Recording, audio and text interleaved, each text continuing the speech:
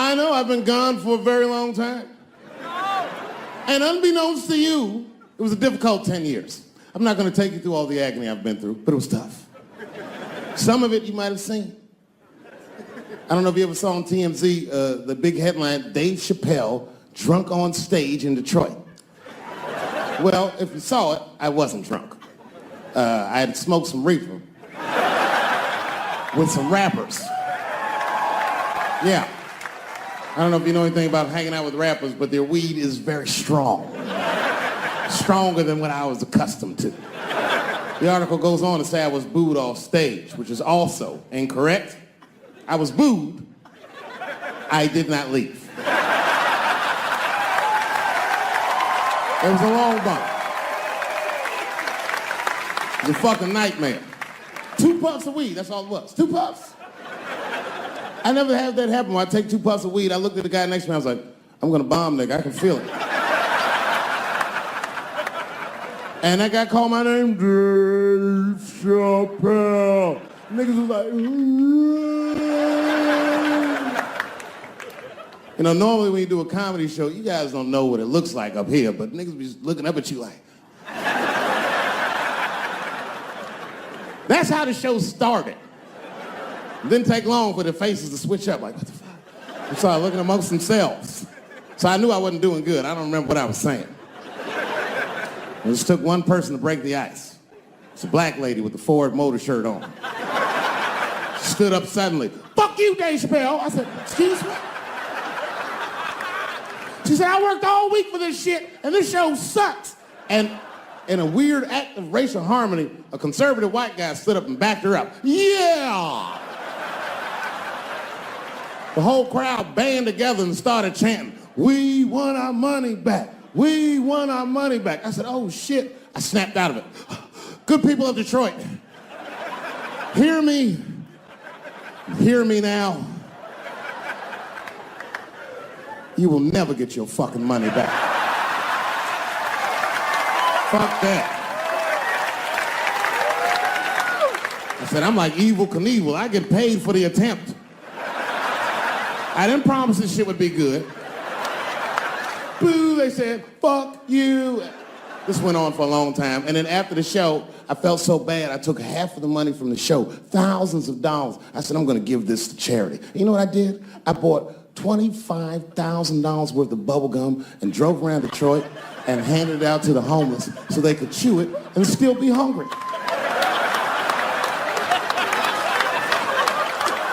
I was very mad at Detroit that night. Because not only did I bomb, nigga, I had to go back to the very same room the next night and do it all over again. Fucking nightmare. That would be like if you were having sex with a woman and for some reason, this would never happen, but for some reason, she had a mouse trap in her pussy. You get caught in the trap. And then you gotta fuck her again tomorrow night. I'd still do it, but, you know, I'd be careful the next time. The old mouse trap in the pussy trick, eh? Fool me once. But we've already been through it, like Michael Jackson. Remember when they said all that shit about Michael Jackson? They never proved anything till his dying day, but they said that he did some very heinous things.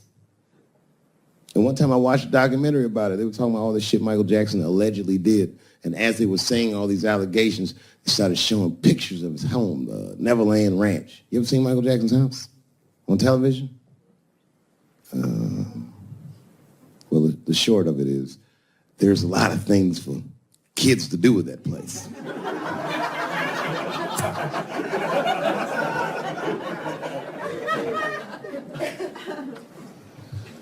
And I saw the whole thing, exotic animals and Ferris wheels and merry-go-rounds and shit. And the more they showed it, the more certain I was that I don't think Michael Jackson did any of those things they said he did.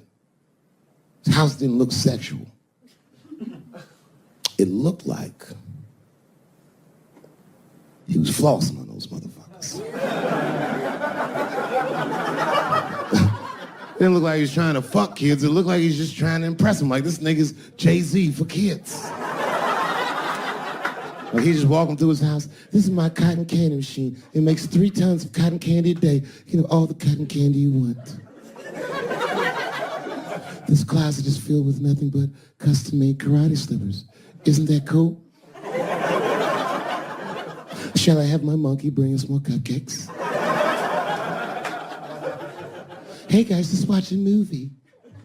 What movie do you want to see? Home Alone. Oh, no, don't touch the DVD player. Macaulay Culkin's here. He can act it out. Come on, Macaulay. Act out Home Alone for my guests. And them kids was like, man, you are all right, mister. This is fantastic, man. We had you all wrong. All wrong? What? I don't understand. What do you mean? Huh? Oh, well, you know, man, we thought it was going to be the usual. Like, you're going to have us come over and give us some wine cooler and, you know, suck our dicks. What? Suck your dick? You faggot-ass kids. Nobody trying to suck your dick, nigga. I was trying to show you a better life. Bubbles, get these kids the fuck out of my house. You're just like everyone else. Hollywood is no place for moral absolutism. You know what I mean? We must never forget that R. Kelly peed on a 15-year-old girl. And he also wrote, I Believe I Can Fly. Same guy, same lifetime. If I showed you that video of him peeing on that girl and scored it to I Believe I Can Fly, he'd be torn. I used to think that I could not go on. You would know how to feel. If I can see it.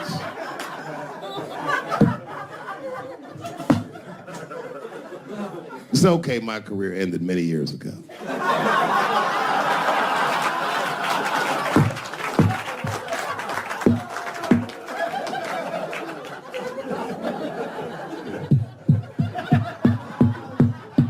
She's just like, you need to stop doing that. And then I tried to change the subject. I go, how is school going, boys? And my sons tell me, well, we didn't have school today, technically. I'm like, well, what's going on? He said, well, there was like a school shooting drill. I never heard of this. You know what this is? They have drills that they make kids do where they practice what to do if somebody comes to shoot up their school. I'd never heard that before. I was like, what the fuck? Then I had to tell my sons the truth. I didn't want to tell them this shit. Son, listen to me. Fuck that drill. If somebody comes to your school and wants to shoot it up, I'm just gonna be honest with you. You probably gonna get shot, nigga. I'm just being real. You got a famous dad. I talk a lot of shit. They gonna be gunning for you, little buddy. Just stay low and run in a zigzag pattern and don't try to save anybody, son. Do you understand me?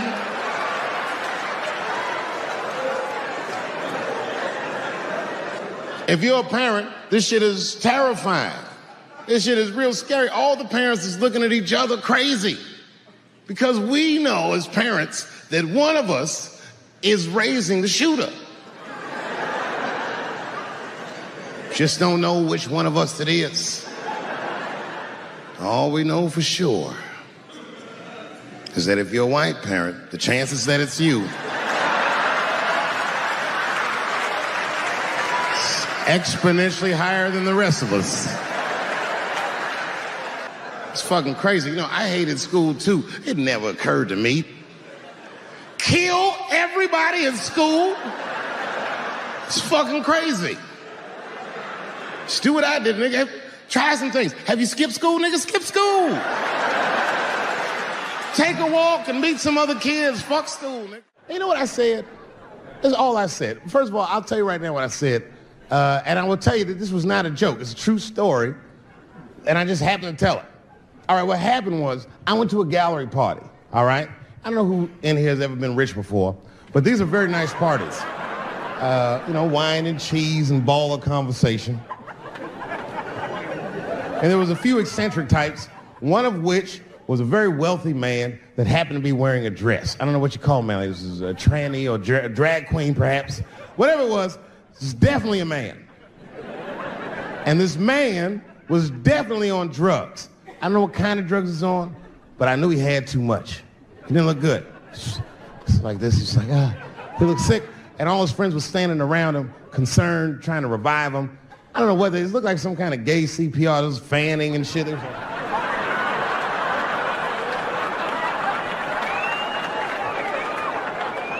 I saw all this from a distance. Now, I should have minded my own business, but I got curious. I was like, oh.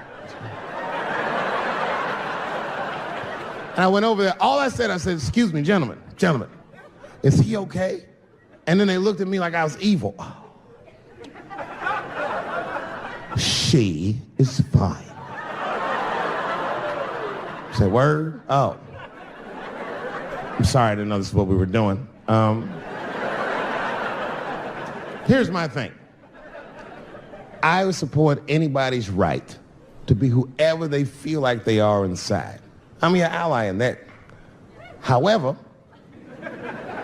my question is, to what degree do I have to participate in your self-image? Is it fair that I have to change my whole pronoun game up for this motherfucker? That doesn't make sense. Seriously. If I put on an Argyle sweater and I'm like, hey everybody, I feel like a white guy in this sweater and I want some goddamn respect and a bank loan. That's not gonna work. Give a fuck how I feel. Why should I give a fuck how you feel? Nigger is a pronoun. But there was no time for philosophical debate. This was an emergency situation. I said, fine. Sorry, guys. I was just worried because she looks terrible. And she just fell off the bench. Appears that her dick is popping out of her dress. You mind if I call an ambulance, champ? I'd rather not be at a party where a tranny ODs. There's too many questions to answer.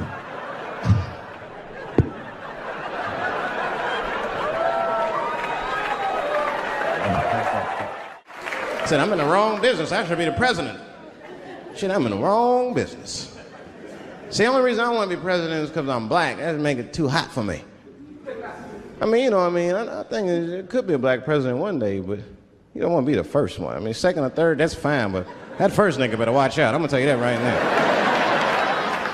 now. It'd be too hot. I mean, I'd be the first black president. I don't think that nobody would really, really hurt me. I'm sure somebody would want to hurt me, but I don't think they'd touch me because my vice president will be Mexican for a little insurance. You know what I'm saying? I mean, you can shoot me if you want, but you're just gonna open the border up, so you might as well leave me and Vice President Santiago to our own devices. Ain't that right, Santiago? See.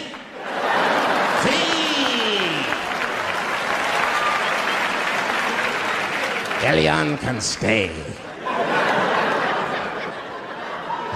Don't worry, I don't got no Elian jokes. All I'll say about Elian is thank God he's Cuban. Because if he was Haitian, you'd have never heard about his ass.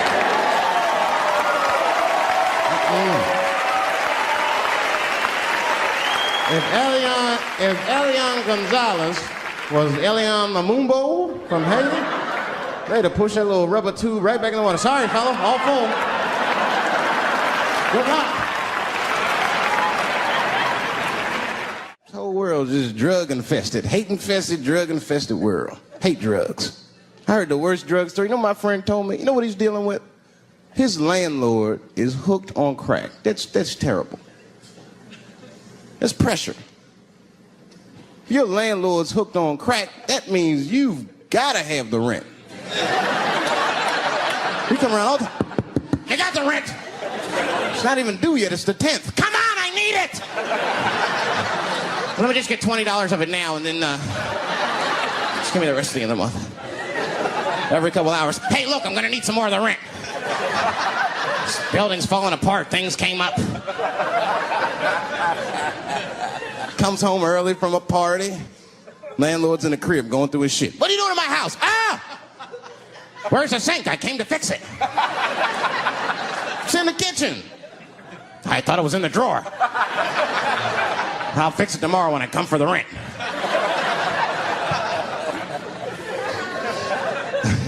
You know what I hate about drugs? I hate when like people my age and older get hooked on crack. I hate that shit. You're too old to be experimenting with the drugs at a certain point. You should be past that. You ain't doing it by a certain point, you just miss it. Drugs are really for old people anyway. You 75, you've earned the right. Shit, if I was 75, I'd do coke, heroin, everything. I wouldn't give a fuck. I'd be walking down the street, they'd be like, boy, that old man is tripping.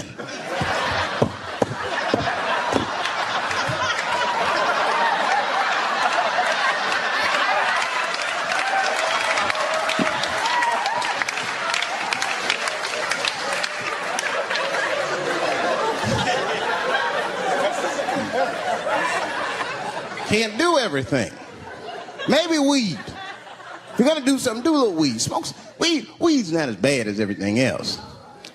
Weed is a background substance. You know what I mean? You can smoke some herb and still function. And you ain't crisp, but you'll function. Nothing higher than weed, though. I made that mistake one time.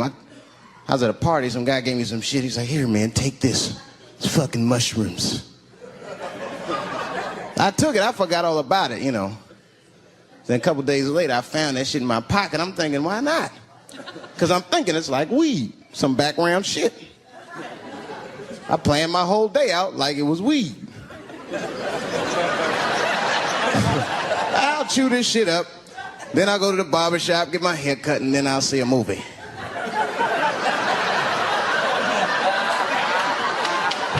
I chewed it up. So far, so good. Then I was in a barber shop like an hour later. And it's funny because I was just thinking to myself, I was like, ooh, this stuff sucks. Tastes like athlete's foot. I feel sick, but I'm not really high. Then I looked in the mirror. I saw the barber's reflection, man. It looked like a big penis was cutting my hair. I freaked out. I started talking to myself, Dave, calm down. You're on drugs. This is what drugs do. Okay, you know that there is no way that a penis can cut hair. But I started freaking out, man. I just couldn't take it anymore. I jumped out the chair, half my hair was cut, I didn't care. I didn't, I just gave a barber a handful of money. It was weird, the balls opened up. Anyway, I ran home, man. I ran home as fast as I could. It's tripping.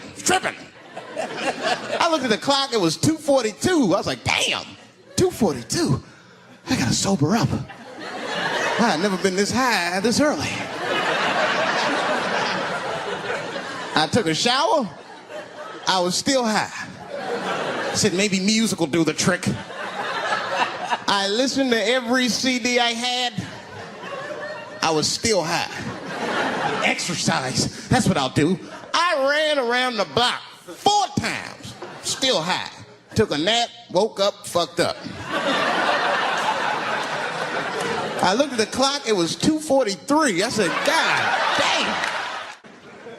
I'm scared to death of these police. I am, nigga. I got a police scanner. First money I got, this is the first shit I went out, bought me a police scanner. I just listen to these motherfuckers before I go out, just to make sure everything's cool. You hear shit on it. Calling all cars. Be on the lookout for a black male between 4'7" and 6'8". Staying in the crib tonight, fuck that. Gotta work on that alibi for a minute. Every black person needs an alibi.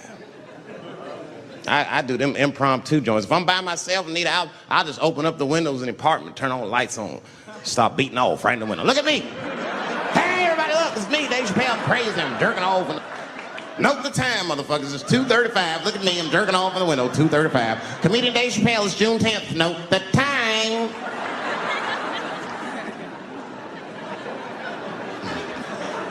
That shit could save my life.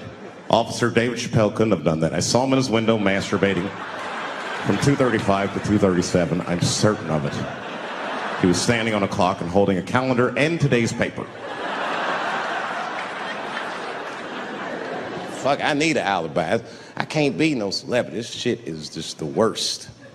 I'm seeing it. I see why stars are crazy now. These motherfuckers. I went to Disney World with my kids, which is a big deal for me. I don't get to see my kids so much. I do Chappelle show 20 hours a day, sleep for like half an hour, raise my kids for 10, 20 minutes, and I go back to work. Now, this particular day, I got to hook up with the kids. We went to Disney World. Everybody at the park, fucking everybody. Hey, I'm Rick James, bitch. Hey, I'm Rick James, bitch. It's like, hey, man, hey. You mind not calling me a bitch in front of my kids? Time out, motherfucker. We take a day off. Even Mickey Mouse did it. I said, this is the most unprofessional shit I have ever seen in my life. Rick James, bitch. Oh, I was fed up. I caught that motherfucker with an uppercut. Bop! Knocked his head clean off. Everybody was screaming. Oh my God, oh my God. Mickey Mouse is Mexican. I want your community to know that one of the coolest people I ever met was a transgender woman. And this is not a man that I knew that became a woman. This woman was trans when I met her. Lived in San Francisco. Daphne Dworman is her name. I would do 18 shows in the Bay Area, sometimes in Oakland, and Dirty Hood nightclub, and she would be there, a white trans woman, laughing loud and hard at everything I said, especially the trans jokes. It's very puzzling, because she was obviously trans. And one night after one of the shows, I met her. And what it was, turns out, it was her dream to be a comedian. And I was her hero. It's very moving. I could not dislike somebody that felt that way about me. We became fast friends. And when I made that special Sticks and Stones, right as it was coming out, I happened to be in San Francisco and I wanted to do a show, but I needed an opening act. And I remembered that trans woman I had met. So I called her on the phone. And I called her myself. I said, hey, Daphne, this is Dave Chappelle. She couldn't believe it. And I go, I'm in San Francisco. And then she started saying a bunch of wild stuff. I was like, relax now. I don't want any pussy. I was, I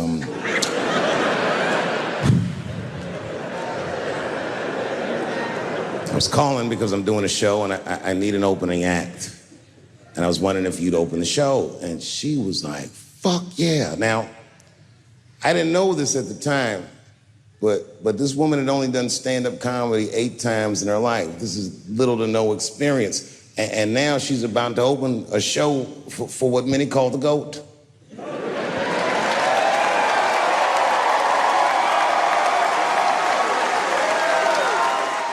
She's an amateur in stature, but in practice, she was very professional. She showed up early, which is something I appreciate, because I like people to be on time. She was dressed to the motherfucking nines. I mean, I'm transphobic, and even I was like, you look nice.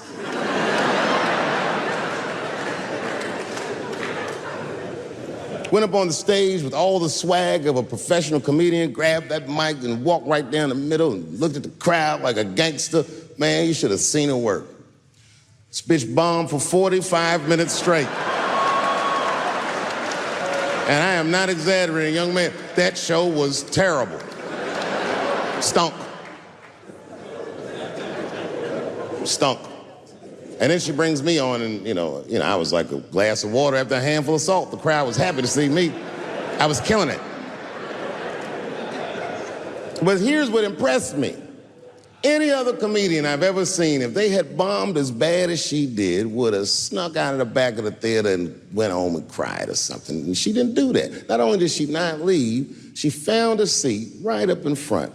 You know, when a new comedian watches an experienced comedian in comedy, we call this taking class. And this bitch took my whole class. She sat up there and was laughing as hard as she always laughs, as if nothing bad had even happened to her. And I saw her show. Something bad happened to her.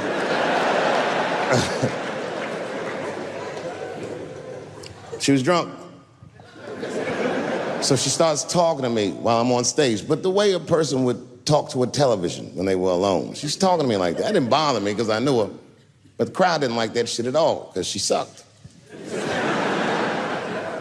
And a guy in the back of the room stood up, and Daphne's hair was dyed blonde at the time, and the guy screamed out, and his energy felt wild as fuck. He said, "Hey, Daphne!" And everybody kind of clamped, like got tense. We didn't know if it was a heckler or active shooter. And he said, "Does the carpet match the drapes?" Yeah, it was fucked up. The whole crowd kind of groaned because it was so, like, mean. Everybody groaned, except for Daphne. She kind of laughed, which was weird. And then she didn't even look all the way back. She said, "Sir, I don't have carpets. I have hardwood floors." Just like that. Just like that. And boy, when she said that shit, it blew the roof off the place. Cut through all the tension. With that one joke, she made up for 45 minutes of a stinker of a show. And after that, she could do no wrong. And I kept on rocking. She kept on talking to me. And then the show became something cooler than a show. It became like a conversation between a black man and a white trans woman, and we started getting to the bottom of shit. All them questions that you think about that you'd be afraid to ask, I was just asking them, and she was answering them, and her answers were funny as shit. The crowd was falling out of their chairs. And at the end of the show, I go, "Oh, Daphne," I said, "Well, that was fun." I go, "I love you to death, but I have no fucking idea what you're talking about." The whole crowd laughed, except for Daphne. Now she looks at me like I'm not her friend anymore. Like I'm something bigger than me, like I'm the whole world and a guy. And she said, "I don't need you to understand me." I said, "What?" She said, "I just need you to believe," just like this, she goes, "that I'm having a human experience." And when she said it, the whole crowd kind of gasped. And I gave her the Fight Club look. I said, "I believe you, bitch." Because she didn't say anything about pronouns. She didn't say anything about me being in trouble. She said, "Just believe I'm a person and I'm going through it." And oh, I believe you because it takes one to know one.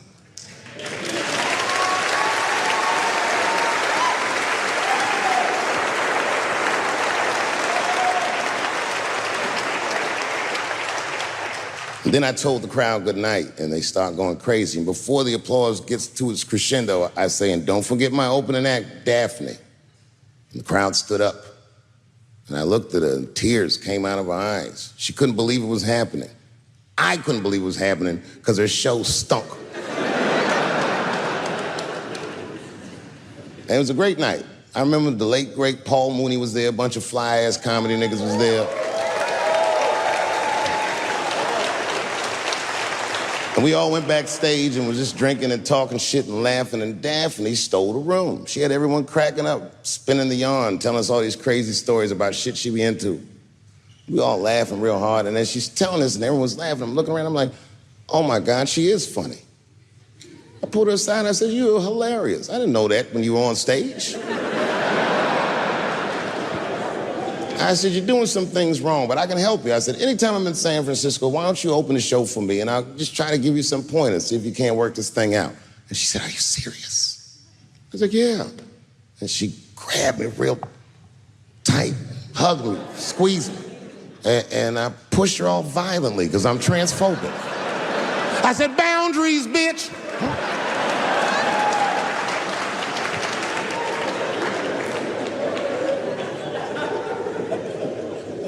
When Sticks and Stones came out, a lot of people in the trans community were furious with me, and apparently they dragged me on Twitter. I don't give a fuck, because Twitter's not a real place.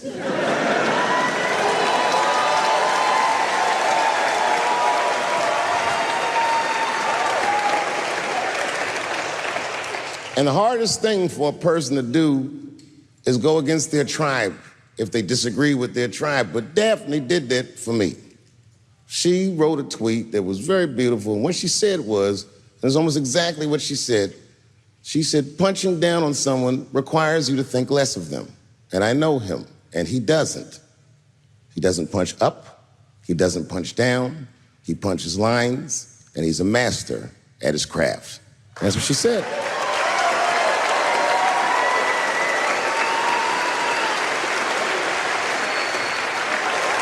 Beautiful tweet, beautiful friend. That took a lot of heart to defend me like that. And when she did that, the trans community dragged that bitch all over Twitter. For days, they was going in on her, and she was holding her own because she's funny. But 6 days after that wonderful night I described to you, my friend Daphne killed herself. Oh, yeah. It's a true story. My heart was broken. Yeah, it wasn't the jokes. I don't know if it was them dragging her. I don't know what's going on in her life, but I bet dragging her didn't help.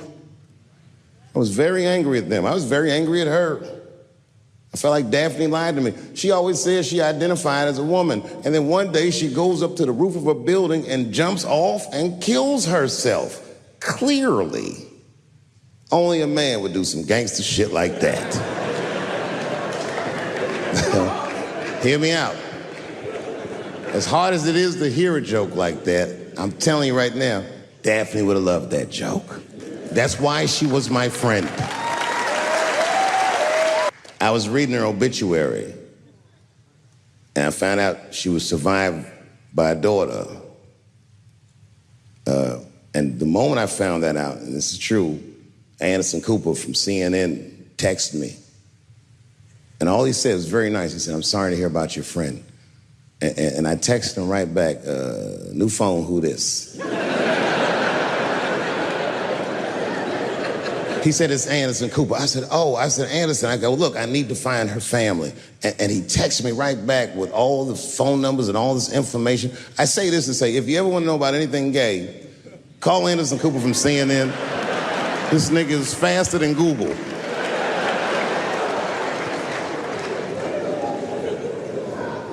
And what I did is I got in touch with her family and I started a trust fund for her daughter, because I know that's all she ever really cared about.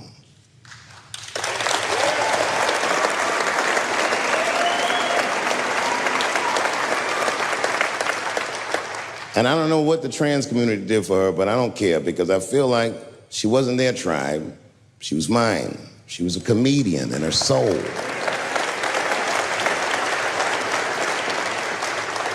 Her daughter is very young, but I hope to be alive when she turns 21, because I'm going to give her this money myself.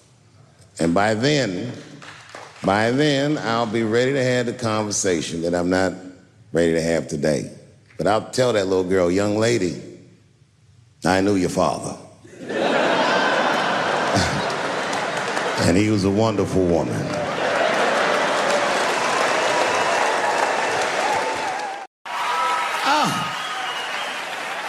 I'm goddamn sick of it. This is the worst time ever to be a celebrity. You're gonna be finished. Everyone's doomed. Michael Jackson has been dead for 10 years, and this nigga has 2 new cases.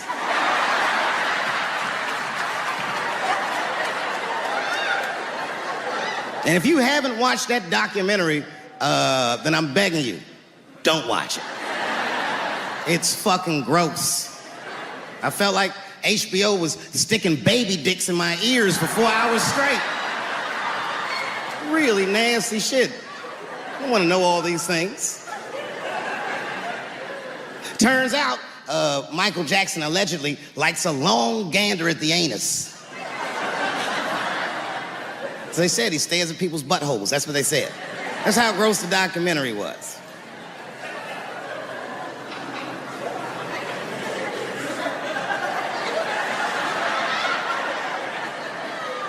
I'm gonna say something that I'm not allowed to say. But I gotta be real. I don't believe these motherfuckers. I do not believe it. But let me qualify the statement. I am what's known on the streets as a victim blamer. You know what I mean? If somebody come up to me like, Dave, Chris Brown just beat up Rihanna. I'll be like, well, what did she do?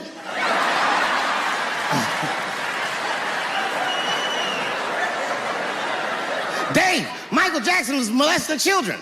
Well, what were those kids wearing at the time?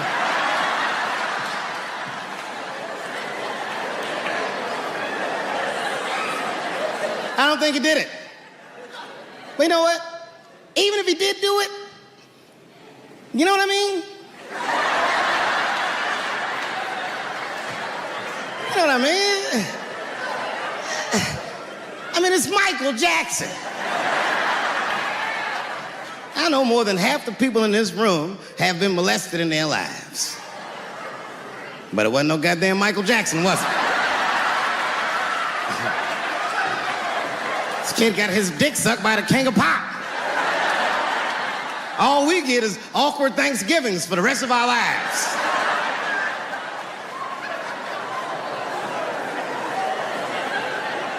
You know how good it must have felt to go to school the next day after that shit?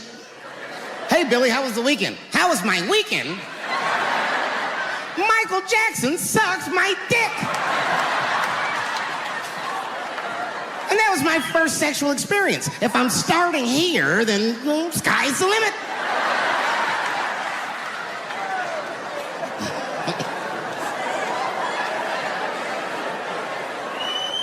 I know it seems harsh, but man, somebody's got to teach these kids. There's no such thing as a free trip to Hawaii. Yeah, he's gonna want to look at your butthole or something.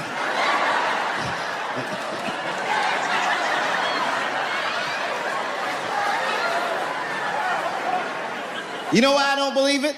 You know why I don't believe it? Because if Michael Jackson's out here doing all this molesting, then why not Macaulay Culkin? Macaulay Culkin said in an interview that Michael Jackson never did anything inappropriate with him or even around him. Think about that shit. You know, I'm not a pedophile. But if I was,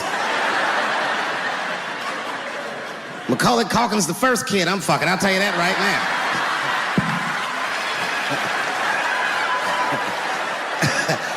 I'd be a goddamn hero. Hey, that guy over there fucks a kid from Home Alone. And you know how hard he is to catch.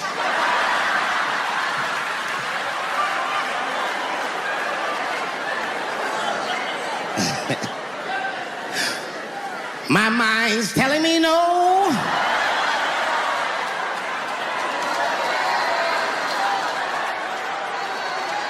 Okay, R. Kelly is different.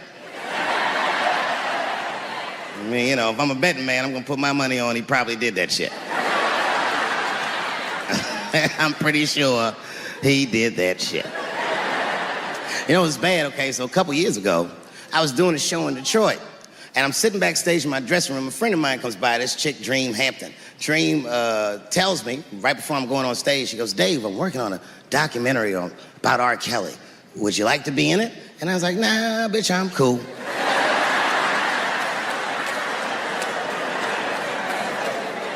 I went on stage, I just forgot about the shit. And then 2 years later, the documentary comes out, Surviving R. Kelly. And when it comes out, Dream's promoting the shit, and she keeps bringing me up. She said, I asked Dave Chappelle to be in my documentary, and he said it was too hot for TV. Bitch, I did not say that.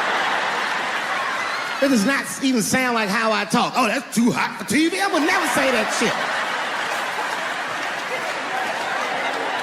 Why I wasn't in the documentary? There's a very simple reason, and I cannot stress this point enough. The only reason that I didn't do it was because, and it's very important, I don't know this nigga at all. I don't know anything. I don't know anything that they don't tell me about. I don't hang out with this nigga, nothing. So what the fuck do I gotta be in the documentary for? This guy, R. Kelly, got another sex tape out now. Can you believe that shit? This guy makes more sex tapes than he does music. He's like the DJ Khaled of sex tapes. Another one. Like, damn, nigga. It's a lot of tapes. The new one's so bad that they didn't even show it. I've never seen anything like this. The prosecutor in Chicago came out in a press conference and read to the media a transcript of a sex tape. Have you ever heard of such thing? This nigga read the sex tape. And it was so bad that R. Kelly sounded guilty in the transcripts. It's fucking amazing. 16 times the girl's age was mentioned. Isn't that crazy? This motherfucker is an idiot. He was fucking her like, yeah, this is the best 14-year-old pussy I've ever had in my life. And she was like, you like this 14-year-old pussy? He's like, oh yeah, I love this 14. I'm like, man, you need to shut the fuck up. You gotta give your lawyer something to work with. You're supposed to be on the tape like, this is the best 36-year-old pussy I've ever had in my life. And then your lawyer can be like, Your Honor, clearly my client thought that this woman was 36, as he mentioned some 16 times in the tape. They gonna know you lying, though. You know what I mean? Everybody knows no such thing as good 36-year-old pussy.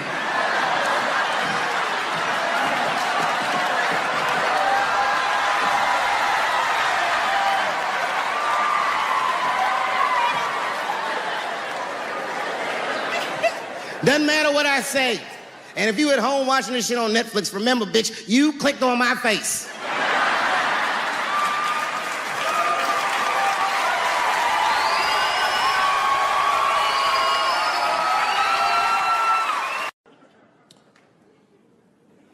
The second time I met O.J. Simpson.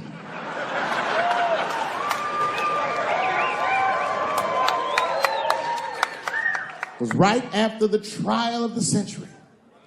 There I was, now a young man of probably 23.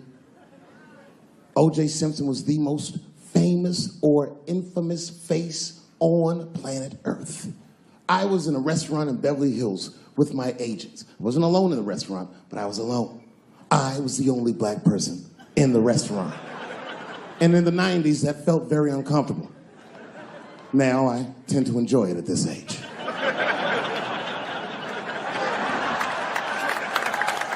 I was having dinner with my agents, celebrating a deal that they told me was lucrative, but I later learned fucking sucked. And suddenly, a group of women walked by. Every race was in that group. Black, white, Asian, Latina, white, and white again. They were all gorgeous. I watched them walk by. Then, I saw a familiar face. Al Collins, the man from the infamous Bronco check, towards the door. Couldn't believe what I saw. And then, close behind him, was O.J. Simpson, newly released from jail. The restaurant fell still. I was shocked. I didn't mean to say it out loud, but it just came out. O.J. He stopped, turned around to see who said it, saw my black face, and correctly assumed it was me.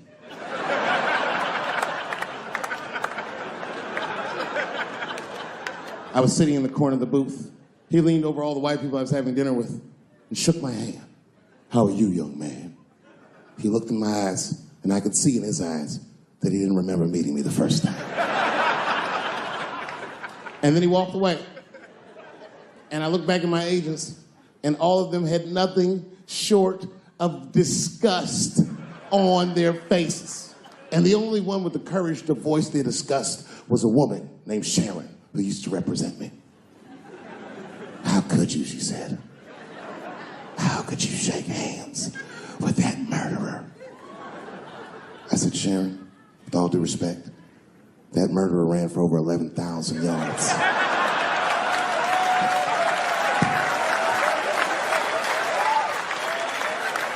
And he didn't fit. Glove didn't fit. Get over yourself.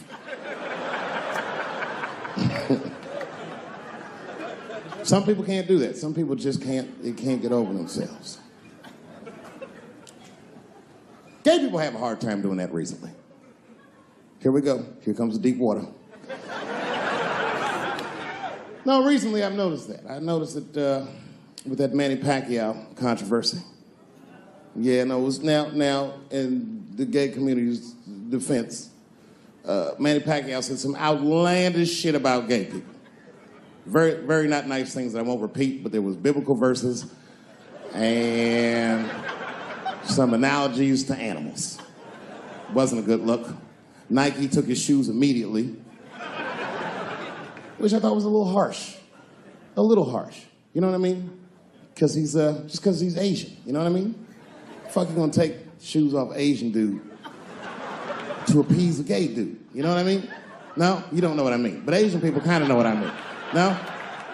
No Asians in the front? No? No, this is what I mean. Okay, look. Okay, you're an Asian dude. No, I say this with no disrespect. But we're all Americans, right? And we can agree that America has a huge body count all over the world, but nowhere more than Asia.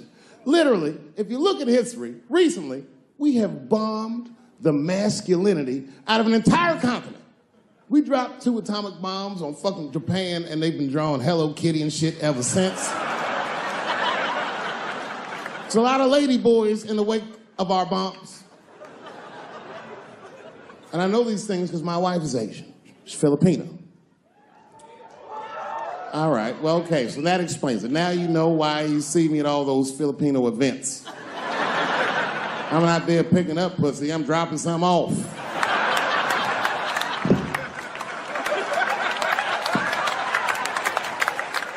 I take my wife to all that shit. I took my wife to see Pacquiao fight Mayweather. We sat ringside, okay? That was a quiet car ride home. That's what that was. But if you know what's popping in the Philippines, you know that they got a whole generation of kids in the Philippines growing up without their mothers. Yes. A lot of women in the Philippines go to the Arabian Peninsula, they come to the United back home, which is still one of the #1 staples in the Philippines economy, money that their expats send back to the Philippines. The men, on the other hand, are left rearing children, twiddling their thumbs, waiting on their wives' checks. These men have been fucking emasculated. And then suddenly, a boxer rises from amongst them and reinstates their manhood with his motherfucking fist. This is not the guy you're supposed to ask, what do you think of homosexuals? He's not your champ. Shit. That's why I don't have a sneaker deal, because if you say something that people don't like, they'll take your fucking shoes off. Throw the head. They've got the longest mental gap to bridge. That's all I'm saying. Because, you know, whenever I see one of them T's on the street, I don't mind them, but I'll be like, man, I miss Bruce. I'm sorry, guys. I'm 42. I remember Bruce Jenner. Before the Kardashians, before all that, this motherfucker was a white American superhero. It was amazing. He was beating Africans at track and field. We'd never seen anything like it. He was on my cereal box growing up. You know how much of that cereal I ate, nigga? I didn't know he was gonna do that.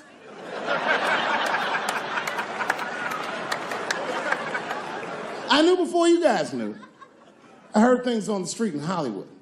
You know, you just be out, see people. Hey, what's up, Kanye? Why the long face? Nigga, you'll see. Got 2 mother-in-laws now. And when I heard he was gonna do it, I was scared. I didn't think the public was ready. I didn't think the media was ready. And you know what? I was wrong. Never seen anything like it. Welcome to the world, Caitlin. So long, Bruce. Hello. Somebody called me a nigga in traffic last Wednesday. It's so long, it takes a minute.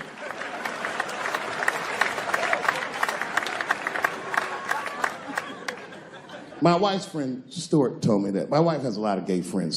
Stuart's their leader. She has a lot of gay friends.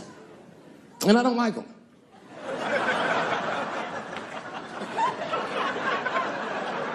Not because they're gay, I'm just judging them on the merits of their character. They're just not nice dudes. They're fucking rude house guests. They're sitting on my couch, giggling with my wife, eating my motherfucking macaroons. And I come in, they act like the party's over. Hey, Stuart, what's going on? This guy talks to me the way a cat would speak if a cat could talk. Hi, David.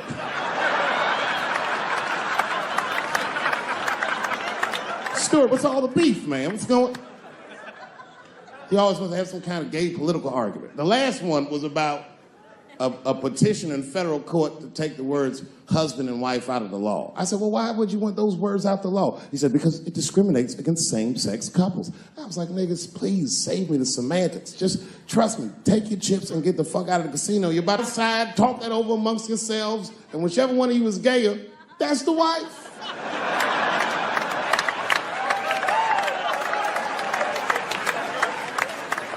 No, Stuart didn't like that. Stuart educates me about this movement, you know what I mean? I didn't even know shit about it. He told me it's called LBGTQ. I was like, what the fuck is the Q? Does that even make sense, Q? Turns out Q is like the vowels. That shit is sometimes Y. It's for gay dudes that don't really know they're gay. You know what I mean? Like prison fags who are like, well, I'm not gay, nigga. I'm just sucking these dicks to pass the time. I'm not G, I'm Q. Ugh.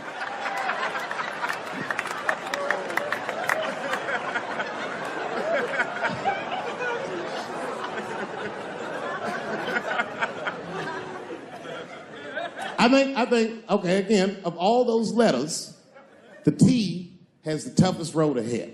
In fact, I think the T should stand for tough. If Martin Luther King had a sneaker deal, we'd still be on the back of the bus. They always true, the Nike exec come up, hi, Martin,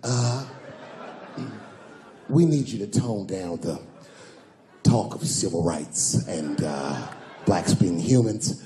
It's upsetting our southern distributors. But I don't understand. I thought that's why I had a sneaker deal in the first place. Not quite. Really, it's a walking shoe, and we like the marching, but try to understand.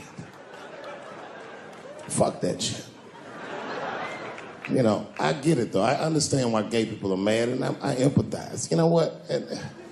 I'm just telling you, this is a black dude. I support your movement, but if you want to take some advice from a Negro, pace yourself. These things take a while. Just because they passed the law doesn't mean they're going to like it. Brown versus Board of Education was in 1955. I was shocked. Is this happening? Wait a minute. Is this a time in American history when an American can make a decision for themselves, and even though other Americans don't understand it, they'll support it and let this person live a happy life? Is this what's happening? If it is, then good for America. That's Dave Chappelle, the American. Although Dave Chappelle, the black American, he was a little jealous. I was like, how the fuck are transgender people beating black people in the discrimination Olympics? If the police shot half as many transgenders as they did niggas last year, it'd be a fucking war in LA. I know black dudes in Brooklyn, hard street motherfuckers that wear high heels just to feel safe.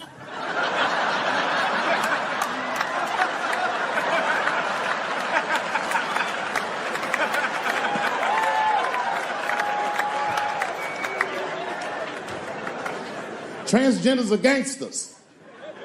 I used to do business with a transgender in Hollywood.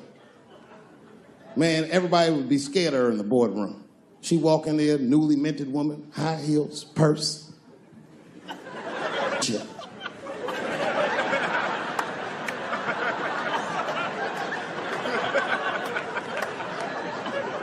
And then she walked to the head of the conference table, stare at us all, reach in her purse, and pull her old dick out and throw it on the table. Let's talk business, gentlemen. Ah!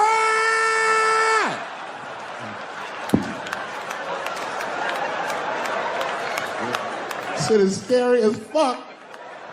If your best friend pitched that to you, you'd be horrified. Yo, nigga, let's go to the hospital and cut our dicks off and make pussies out of them shits. What? Can't we just get matching jackets or tattoos or something?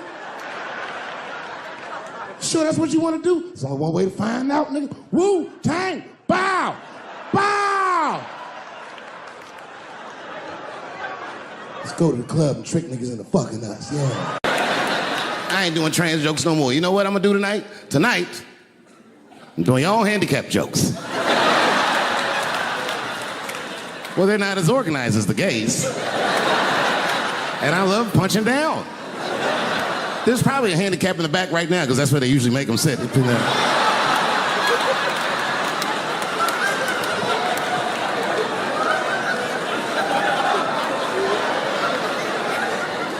I came here to laugh at transgender people. I didn't know this nigga was gonna make jokes about us. Come on, y'all, let's get the fuck up out of here.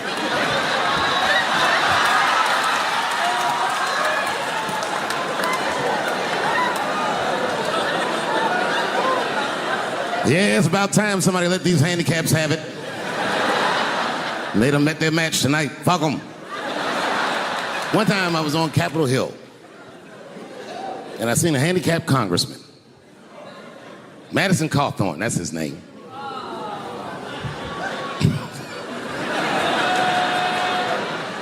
He's a Republican from North Carolina, and he was shocked because I saw him, and I go, hello, Congressman. He didn't even know I knew who he was. He turned around. Then I just walked away. I wanted him to see me do something he couldn't do. I skipped. That nigga was mad.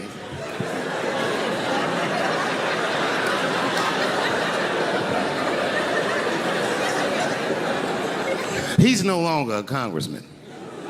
I don't know if you follow politics. I'm not trying to be funny, but he lost his seat. He ran a bad race. Oh, buddy, yes, he did. And you know what he did wrong? He was running for Congress again, and this motherfucker tried to be controversial. He was on all them right-wing podcasts talking all that shit. He was like, Washington is worse than Hollywood. I was at home like, what? He said, these people are disgusting. They have orgies and sex parties and drug parties.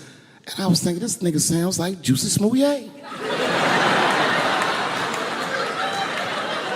He's lying. Now, I don't doubt that they do this kind of shit in Washington. But I doubt he's seen it with his own eyes. Because who the fuck invites a paraplegic to an orgy? So this nigga can roll around and snitch on everybody.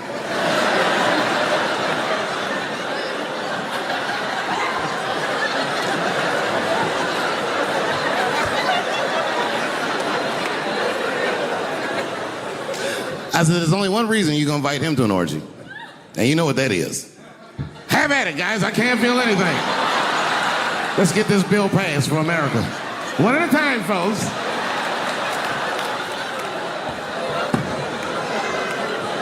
Oh, buddy. Yep. Yeah, the handicaps are the new people I punch down on. To be honest with you, I've been trying to repair my relationship with the transgender community because I don't want them to think that I don't like them. And you know how I've been repairing it? I wrote a play. I did, because I know that gays love plays. It's a very sad play, but it's moving. It's about a black transgender woman whose pronoun is sadly nigger.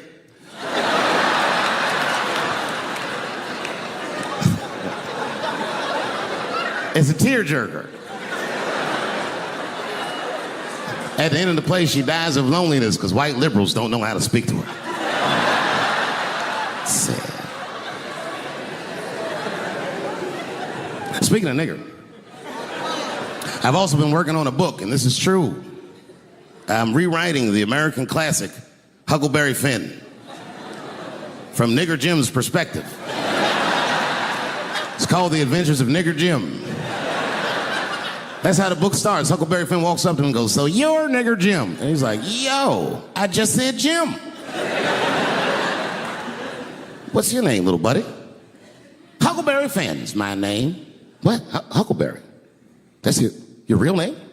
God-given.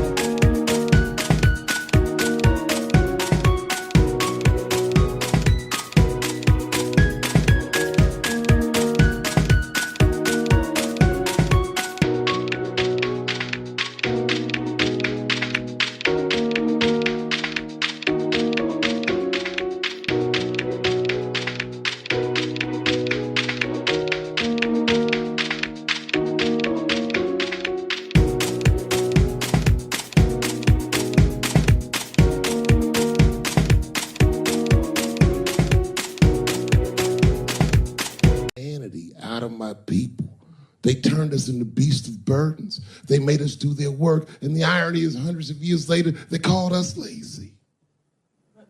We fought in the Civil War. We damn near freed ourselves. And then in Reconstruction, black people did great. My great-grandfather was a very wealthy man. But then the black codes came, Jim Crow came. There was 100 years of unspeakable oppression again. Lynchings, all kinds of terroristic acts to keep us in the margins of society. And yet we still fought. And Dr. King was born. And then things got better. 20 years after Dr. King was assassinated, Michael Jackson was moonwalking on television. Something, something, something, Barack Obama.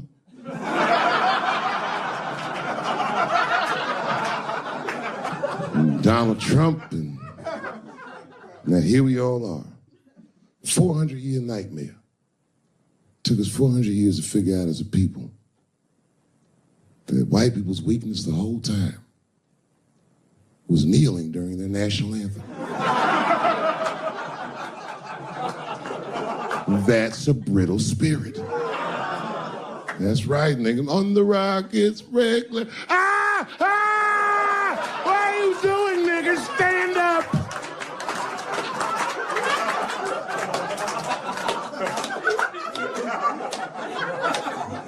The Vice President of the United States got involved. Mike Pence got involved. He went to the game himself. These niggers will have to stand when they see me. And all them football players looked up in the stands and saw Mike Pence and said, Mike Pence, come on, y'all. Wu-Tang. Bow! Oh! Foiled. Brittle spirit. I could kill every white person in America at one time. You know how I'd do it? I would just wait for the Super Bowl. And right when they sang the national anthem, I'd have O.J. Simpson walk to the 50-yard line with them bad knees. You know, what the hell's he doing here? Oh, I know what he's gonna do. Stop him!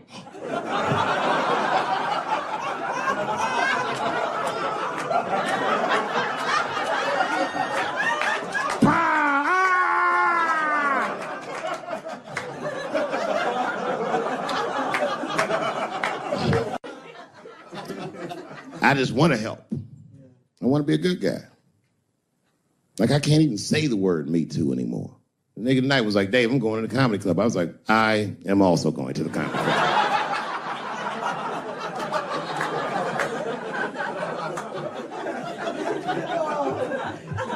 And I didn't even know it was happening, but I guess I became like a feminist in the last 3 weeks because I can't watch porn the same.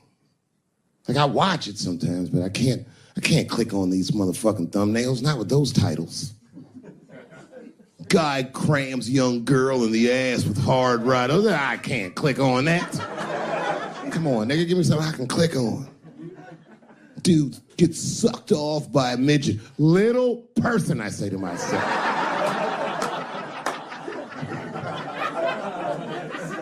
It takes me hours to find one clip. What the hell is this? Marginally groomed feminist enjoys consensual sex with a vaguely homosexual guy with penis the same color as mine. Click.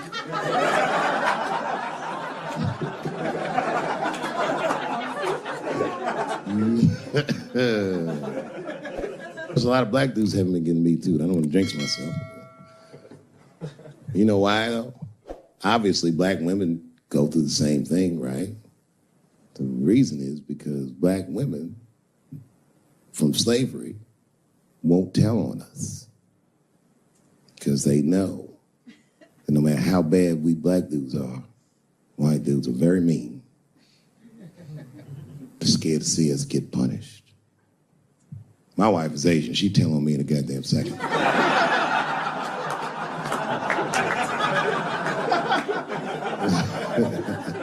Ain't no fucking up in the Chappelle household. And the wildest shit about it is I live in Trump country. I live amongst the Tiki Torch whites, poor white people. And I'm rich. If it's ever pitchfork time, nigga, I'm in a lot of trouble. And nobody in my family believes me. I be trying to tell the kids, man, we gotta run these drills. They're like, we don't want to run your stupid drills. Too bad, son, you have to. Tiki Torch Whites come upside. What are you guys supposed to do? Come on, Dad. What are you guys supposed to do?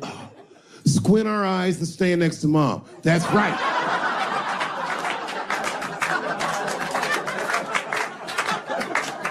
Me, your gun and your groundskeeper uniform. That's right.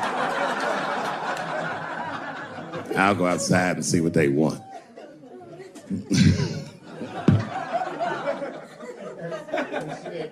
It is wild, bro. Where you from, man? Where you from? New York. You from, what, Manhattan? Brooklyn. You are from Brooklyn, aren't you? You look like you can rob somebody with a hammer.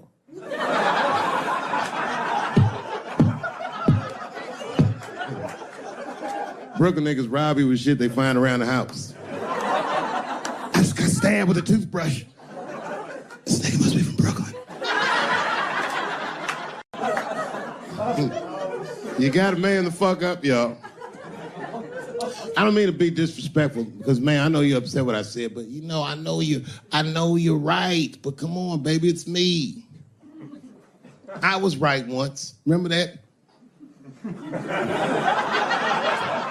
Does anybody remember when I was, like, missing from show business for 12 years? Remember when I had, like, this really popular show and I quit? I remember I walked away from $50 million. A lot harder than walking away from Louis' freckled dick.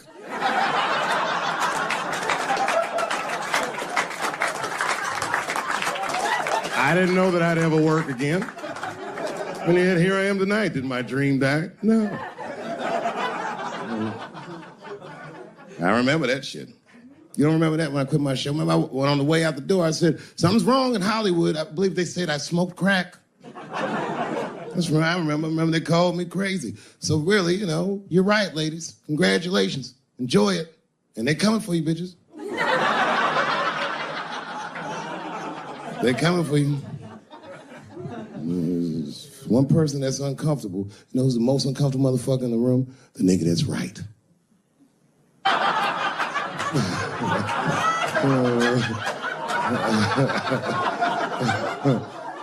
was just walking around like Tom Cruise at the movies, just looking. And ruin the whole orgy by accident. It's easier to ruin an orgy than you think. All you gotta do is wait for it to get kind of quiet and then go, ew.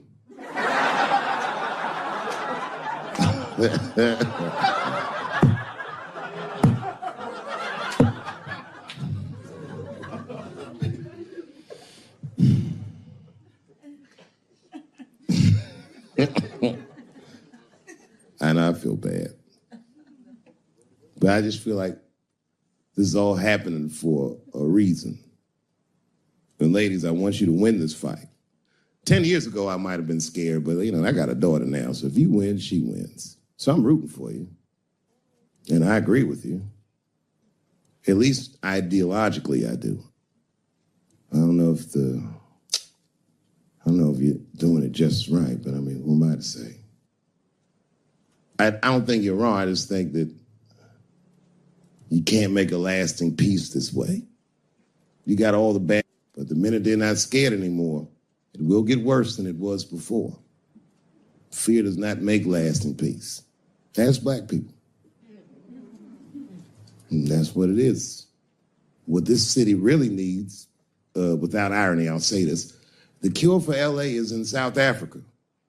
You motherfuckers need truth and reconciliation with one another. Because the end of apartheid should have been a fucking bloodbath by any metric in human history, and it wasn't. And the only reason it wasn't is because Desmond Tutu and Mandela and all these guys figured out that if a system is corrupt, then the people who adhere to the system and are incentivized by that system are not criminals. They are victims. And that the system itself must be tried. But because the how systems work is so compartmentalized as far as information, the only way we can figure out what the system is if everybody says what they did. Tell them how you participated. Because men want to help, they're just scared. Because Ben Affleck tried to help. Hey, what happened to these ladies is disgusting. Oh, nigga, you grabbed a titty in 95. All right, fellas, I'm out. Fuck that, I ain't helping. You know, when I was growing up, I was probably about 8 years old, and at the time, We were living in Silver Spring. Yeah. Yes. Common misconception about me in D.C. A lot of people think I'm from the hood. That's not true. But I never bothered to correct anybody because I wanted the streets to embrace me.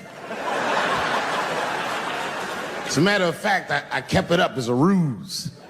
Like sometimes I'll hang out with rappers like Nas and them, and these motherfuckers will start talking about the projects. Yo, it was wild in the PJs, yo. And I'll be like, word, nigga, word. But I don't know. I have no idea. My parents did just well enough so that I could grow up poor around white people.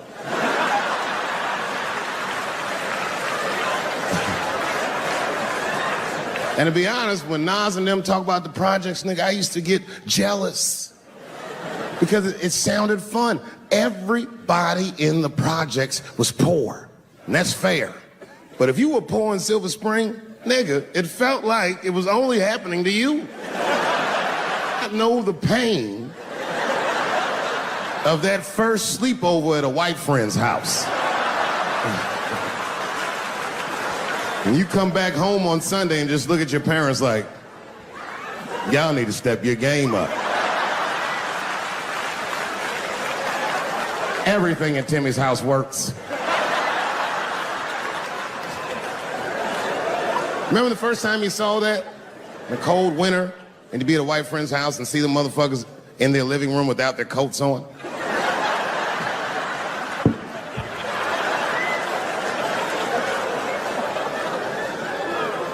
Timmy was one of my first white friends, like, in my life, man. He was a good dude, too. He moved to Silver Spring from Utah, of all places.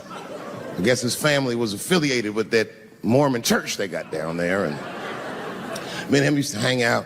And one day I was at his house, we were just hanging out, and Timmy says, Dave, why don't you stay for dinner tonight? I said, oh, man, I'd love to, but I can't. If I'm not home before dark, my mother will kill me. That was a lie. My mother had several jobs. I hadn't seen her in like 3 or 4 days. At that point in my life, it was my experience that white dinner wasn't delicious.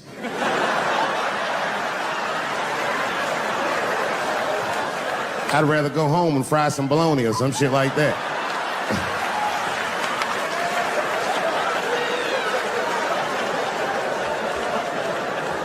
But then old Timmy threw me a curveball I wasn't expecting. He said, oh, it's too bad you can't stay, Dave, because Mom made stovetop stuffing.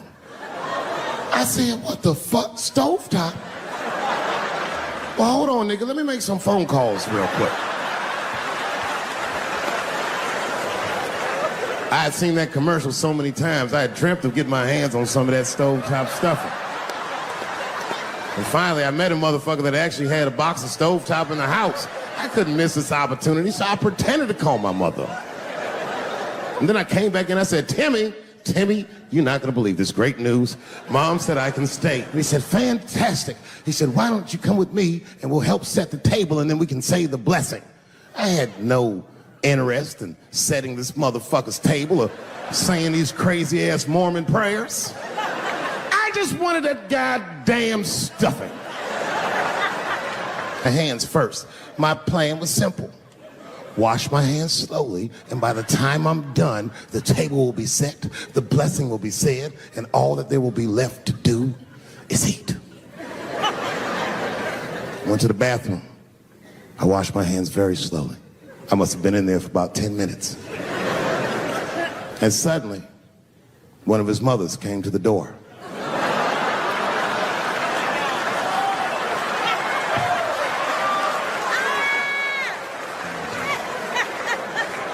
She was like, hi, David, right? I said, yes, ma'am. She said, Timmy tells me that you're planning on staying for dinner. I said, I hope that's not a problem, ma'am. She says, no, it's no problem. In fact, we'd love to have you. It's just that we weren't expecting company. And I'm afraid there's not enough stovetop stuffing for everybody. So I kicked her in the pussy. Bam! Ladies and gentlemen, I told you I'm dope, nigga. I told you what I was gonna say and you still didn't see it coming. And that's why I make the big bucks.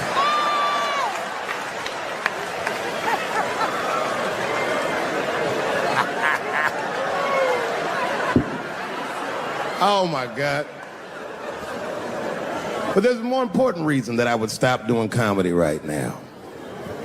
And this reason is the real reason that's been percolating, and it really is the crowd, not you. I'm talking about the crowd on the big stage. It's too hard to entertain a country whose ears are so brittle. Motherfuckers are so sensitive, the whole country is turned into bitch-ass niggas.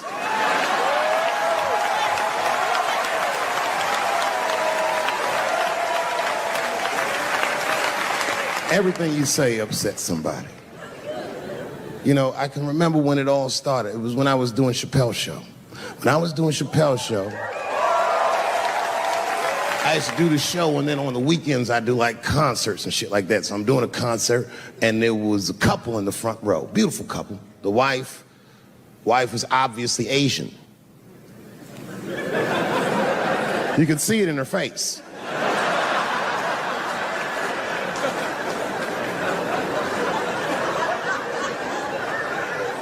The husband, this motherfucker was mysterious, to say the least. Couldn't quite pinpoint where he was from. Caramel-colored fella, very nice hair, but he could have been from anywhere. Bangladesh, Mexico. I can't guess with a nigga like this. All I knew for sure about this guy is that his wife was a bitch. I could see that in her face, too. No, he was laughing and having a good time, and she was scowling at me at a goddamn comedy show. I couldn't figure it out. And then I realized at some point that she was pregnant, and I was smoking on stage. I said, oh my God, that's probably why she's mad. So I started to put my cigarette out, but then she hit me with one of them fake non-smoker calls. So I just kept smoking. I thought to myself, bitch, that baby will be fine, relax. And I tried to break the tension. I just asked her. That's all I said. I go, hey, where are you guys from anyway? And I could tell that she was on to me. She goes, very condescendingly, she says, I'm from California. If you're asking my ethnicity, I am Chinese. He was like, I'm Mexican, bro. I said, well, I'm sorry if I offended you by asking, but you're a very beautiful couple. And miss, there's no question that you're gonna give birth to the hardest working baby this world has ever seen.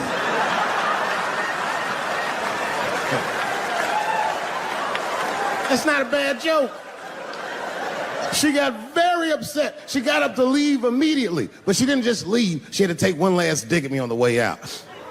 I will never buy one of your fucking DVDs again, Dave Chappelle.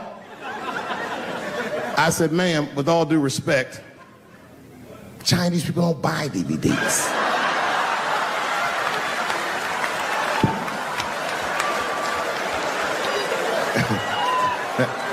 And the crowd went crazy. We were all laughing, having a good time. I didn't even think anything of it. And then just 3 days later, this lady sends a fucking letter to my promoter telling him not to book me for shows anymore because I was, quote, racist, and I'm quoting her, insensitive to the nature of my interracial marriage. I was like, word, bitch, I was.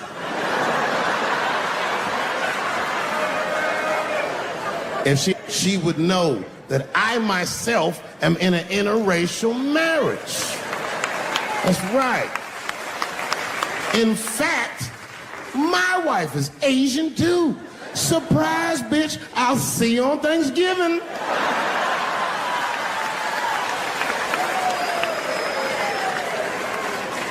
But my wife's not Chinese. She's Filipino. That's right. And our kids are Puerto Rican somehow, so there you go. But I don't give a fuck about interracial marriage. In fact, you know what? My mother is half white. A lot of people don't know that. Well, all right, you were a little too excited, but okay. A lot of people don't believe me when I say that, but it's true. You can't tell looking at me, but if I grew my hair out,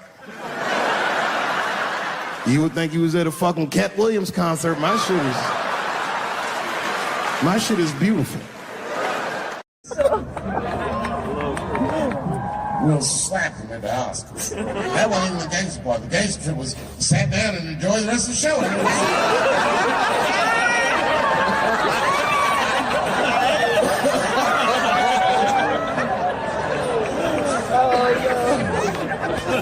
Wow!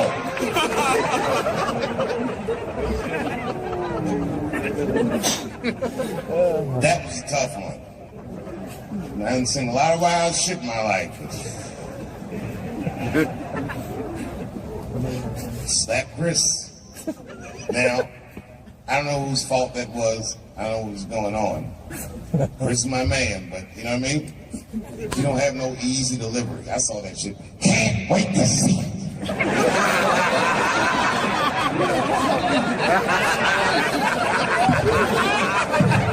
Can't wait to see it.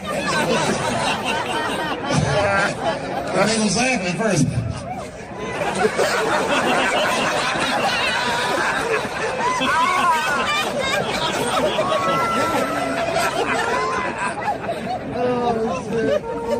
That was a tough one. Everyone asks me what I think. I don't know what I think. They say, Dave, who do you think was right? Well, I mean, I don't know who was right or who was wrong. What I do know is it was Will's dream that night. Right? Everybody on the internet was like, if he would never slap Dave Chappelle like that. Or if he slapped Dave Chappelle, some shit happen. You know what I think when I see shit like that? Shut the fuck up. You're gonna get me slapped. He look like he slapped anybody. The fuck was that? Movie star slapping. That slap was wild. The war in the Ukraine stopped for 3 minutes when they our ancestors were picking cotton in Georgia like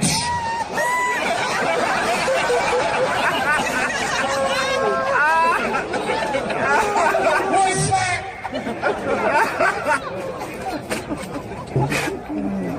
I don't think I've seen anything like it.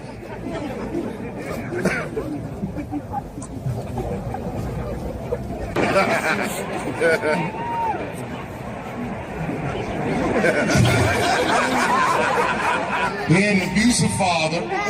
He survived that, found rap music, became the first rap artist to ever win a Grammy, and then seamlessly made the transition from rapping to acting with The Fresh Prince of Bel-Air. Bit of a break from the norm, just a little something to break the monotony of all those hard. Transgenders are gangsters. I used to do business with a transgender in Hollywood. Man, everybody would be scared of her in the boardroom. She walk in there, newly minted woman, high heels, purse. Wouldn't say anything to us, just walk around the conference table looking mean as shit.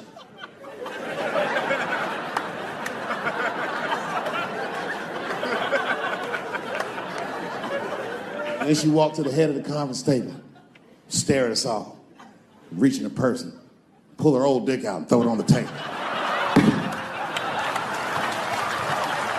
Let's talk business, gentlemen. Ah! And sitting next to the bees, all the way in the back seat by themselves, looking out the window, that's the T's. Everybody in the car respects the T's, but everyone also resents the T's. It's not the T's fault, but everyone in the car just feels like the T's are making the trip take longer. Anything the T's say gets on everybody's nerves. And then the T's don't even say anything bad. They just be in the back talking to themselves. I'm hot. Shut up. Shut the fuck up, okay? Just roll the window down, you bitch. I don't know what you... What? Just said I was hot. Can you pull over at the next exit? I need to use the restroom. There is not a restroom for you for 4 states, nigga. Will you just shut the fuck up so we can get where we're going? My wife's friend, Stuart, told me that. My wife has a lot of gay friends. Stuart's their leader. She has a lot of gay friends. And I don't like them. Not because they're gay, I'm just judging them on the merits of their character. They're just not nice dudes. They're rude house guests. They're sitting on my couch, giggling with my wife, eating my mother macaroons. And I come in, they act like the party's over. Hey, Stuart, what's going on? This guy talks to me the way a cat would speak if a cat could talk. Hi, David. He always wants to have some kind of gay political argument. The last one was about a petition in federal court to take the words husband and wife out of the law. I said, well, why would you want those words out the law? He said, because it discriminates against same-sex couples. I was like, niggas, please save me the semantics. Just trust me, take your chips and get the fuck out of the casino. You're about to crap out. Go outside, talk that over amongst yourselves, and whichever one of you is gayer, that's the wife. I remember I was at this bar one time. This is that kind of bar it is. I was in there one time, I was fucked up. And I turned around to everybody in the bar, I go, hey, everybody, I'm gonna buy everyone in the bar around the drinks. And all the motherfuckers was like, hoorah! And the bartender knew I was drunk, so she pulled me aside. Mr. Chappelle, are you sure about that? That's going to be $16. Guess who was in the bar? I thought I was seeing things. I looked across the room, and I saw the trans bitch from the picture. I said, what is a trans person doing in a place like this? This is very dangerous behavior. And she was with 2 big, buff, gay black dudes. I didn't know these dudes, but I know they was gay. They had a dick in their mouth. They wouldn't look any gayer than they did just sitting there. They had 1980s gay face. You know what that is? Remember in the 80s when gay people looked surprised all the time?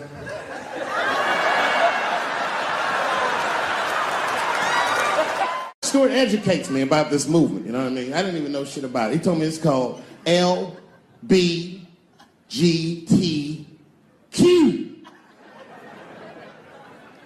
I was like, what the fuck is the Q? Does that even make sense, Q? Turns out Q is like the vowels. That shit is sometimes Y. It's for gay dudes that don't really know they're gay. You know what I mean? Like prison fags who are like, well, I'm not gay, nigga. I'm just sucking these dicks to pass the time. I'm not G, I'm Q. Ugh. And now we get to the core of the crisis. What is a woman? What is that in this day and time? Is there even such thing as a woman or a man or anything? Seems to be a question nowadays. Now listen, women get mad at me. Gay people get mad at me. Lesbians get mad at me. But I'm gonna tell you right now, and this is true. These transgenders, these niggas want me dead. I've gone too far. I've said too much. And I gotta tell you, I'm very worried about it. I'm not even joking. Every time I come out on stage, I be scared. I be looking around the crowd, searching for knuckles and Adam's apples to see where the threats might be coming from. A nigga came up to me on the street the other day. He said, careful, Dave, they after you. I said, what? One they or many theys? And if I were to be brutally honest, the only reason I ever been mad at the transgender community is because I was at a club in LA and danced with one of these niggas for 6 songs straight. I had no idea. And then the lights came up and I saw them knuckles. I said, oh no! And everybody was laughing at me, hi, world star. I said, why didn't you say anything? Then I heard that sultry voice. I didn't say anything, Dave Chappelle, because I was having a wonderful time, and I wasn't sure how you'd feel about it. I said, you knew how I'd feel. And she said, I'm going home. I don't want any trouble from you. I said, home? It's only 2 songs left. I mean, we might as well finish the night. And we ended up having breakfast together. Everybody's mad about something. Recently, I got attacked online by some gay bloggers, and it hurt my feelings. I have no problem with gay people, but I fucking hate bloggers. I'm not saying it because this person was gay. They was just acting like a bitch online. They was like mischaracterizing my jokes, trying to make a point off of me When it's like, yo, I'm your ally, motherfucker. I'm not trying to stop gay people. I got better shit to do. This motherfucker was saying things to try to get gay people to beat me up. Seriously, he was like, Dave Chappelle's jokes. I don't know how he actually talks when he's making his voice up. Dave Chappelle's jokes were an affront to the manhood of all gay men. What the fuck does that mean? I didn't say anything that would allude to gay men not being men. I know you men. In fact, what could be manlier than fucking another guy in the ass? It's the most gangster shit I've ever heard of in my life. I told you I'm not cut out for that. I'm a pussy. I said, I have a superhero idea. He goes, really? I go, yeah, he's a gay superhero. He was like, really? What's it called? Huh? Oh, it's called Same Hero, New Boots. It's about a gay sous chef in San Francisco. He gets bit by a radioactive rat on his shift when he's taking out the trash and is blessed with powers beyond his wildest dreams. Supersonic, gay kind of powers. And he starts saving everybody in San Francisco. But at first, he only saves gay people. Later, he saves everybody, and the whole city just falls in love with him. The only problem is, no one remembers him when he saves them. Well, I don't understand. Why wouldn't they remember him? I said, because, dummy, he's gay. He keeps changing his outfit. People come up, thanks for saving, mister. What's your name anyway? And he's like, same hero, new boots and emotions. You think I hate gay people, and what you're really seeing is that I am jealous of gay people. Oh, I'm jealous. I'm not the only black person that feels this way. We black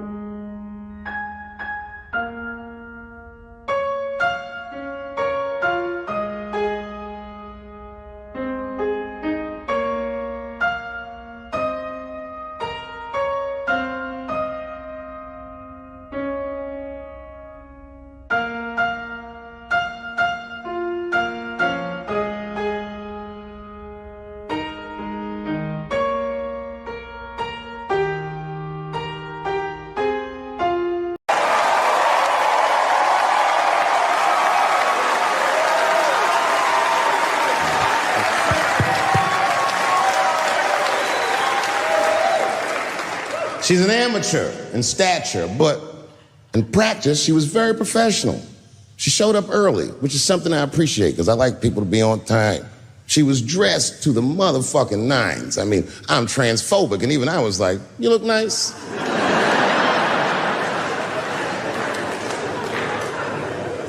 Went up on the stage with all the swag of a professional comedian, grabbed that mic and walked right down the middle and looked at the crowd like a gangster. Man, you should have seen her work. This bitch bombed for 45 minutes straight. And I am not exaggerating, young man. That show was terrible. Stunk. Stunk. And then she brings me on, and I was like a glass of water after a handful of salt. The crowd was happy to see me. I was killing it. But here's what impressed me. Any other comedian I've ever seen, if they had bombed as bad as she did, would have snuck out of the back of the theater and went home and cried or something. And she didn't do that. Not only did she not leave, she found a seat right up in front. You know, when a new comedian watches an experienced comedian in comedy, we call this taking class. And this bitch took my whole class. She sat up there and was laughing as hard as she always laughs, as if nothing bad had even happened to her. And I saw her show. Something bad happened to her.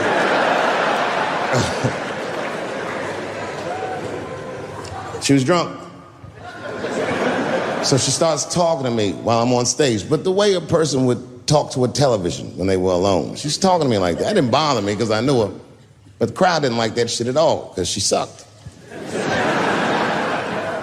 And a guy in the back of the room stood up, and Daphne's hair was dyed blonde at the time, and the guy screamed out, and his energy felt wild as fuck. He said, "Hey, Daphne!" And everybody kind of clapped, like got tense. We didn't know if it was a heckler or active shooter. And he said, "Does the carpet match the drapes?" Yeah, it was fucked up. The whole crowd kind of groaned because it was so, mean. Everybody groaned, except for Daphne. She kind of laughed, which was weird. And then she didn't even look all the way back. She said, "Sir, I don't have carpets. I have hardwood floors." Just like that. Just like that. And boy, when she said that shit, it blew the roof off the place. Cut through all the tension. With that one joke, she made up for 45 minutes of a stinker of a show. And after that, she could do no wrong. And I kept on rocking. She kept on talking to me. And then the show became something cooler than a show. It became like a conversation between a black man and a white trans woman, and we started getting to the bottom of shit. All them questions that you think about that you'd be afraid to ask, I was just asking them, and she was answering them, and her answers were funny as shit. The crowd was falling out of their chairs. And at the end of the show, I go, "Oh, Daphne," I said, "Well, that was fun." I go, "I love you to death, but I have no fucking idea what you're talking about." The whole crowd laughed, except for Daphne. Now she looks at me like I'm not her friend anymore. Like I'm something bigger than me, like I'm the whole world and a guy. And she said, "I don't need you to understand me." I said, "What?" She said, "I just need you to believe," just like this, she goes, "that I'm having a human experience." And when she said it, the whole crowd kind of gasped. And I gave her the Fight Club look. I said, "I believe you, bitch." Because she didn't say anything about pronouns. She didn't say anything about me being in trouble. She said, "Just believe I'm a person and I'm going through it." And oh, I believe you because it takes one to know one.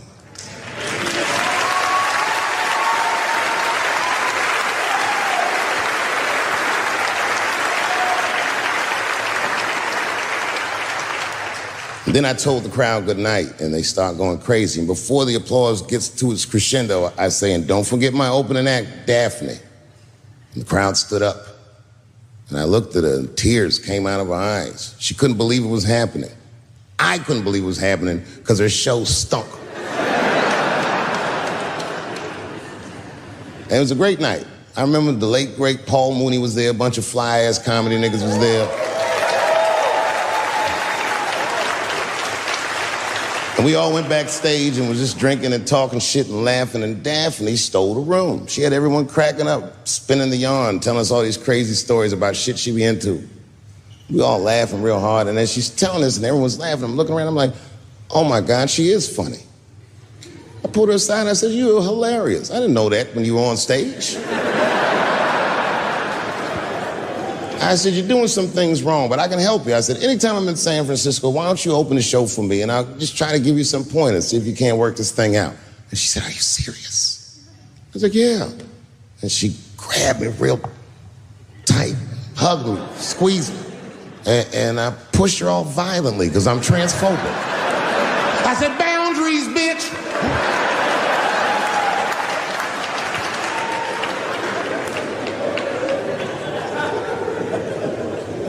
When Sticks and Stones came out, a lot of people in the trans community were furious with me, and apparently they dragged me on Twitter. I don't give a fuck, because Twitter's not a real place.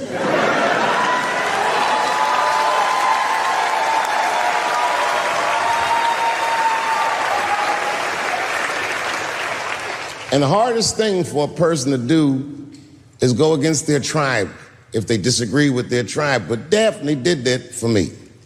She wrote a tweet that was very beautiful, and what she said was, it was almost exactly what she said. She said, punching down on someone requires you to think less of them. And I know him, and he doesn't. He doesn't punch up, he doesn't punch down, he punches lines, and he's a master at his craft. That's what she said.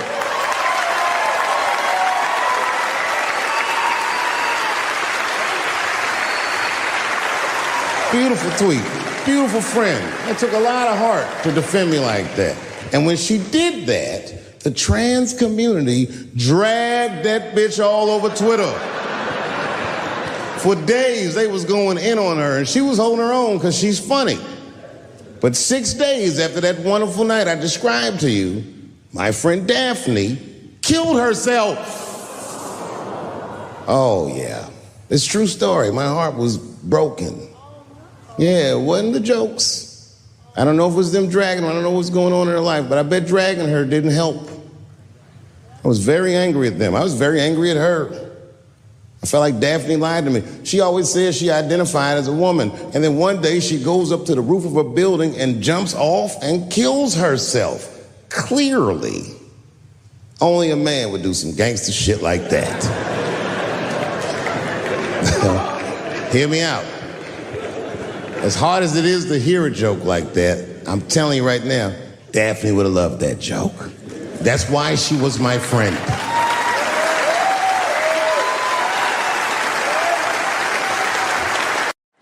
Well, I have some very bad news for the people in the front rows.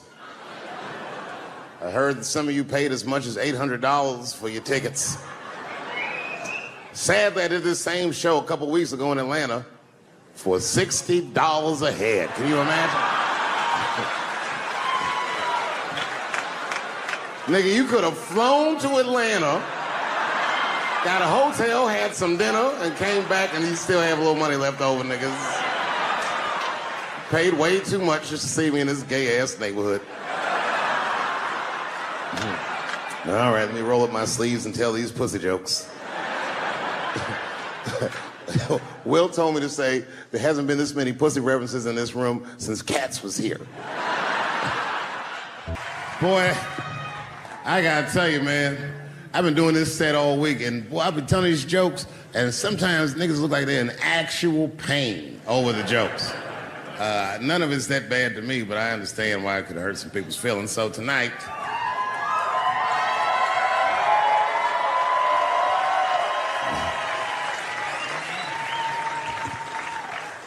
I'm gonna give you an opportunity that I rarely give anybody. I'm gonna let you say whatever it is you need to say to my face,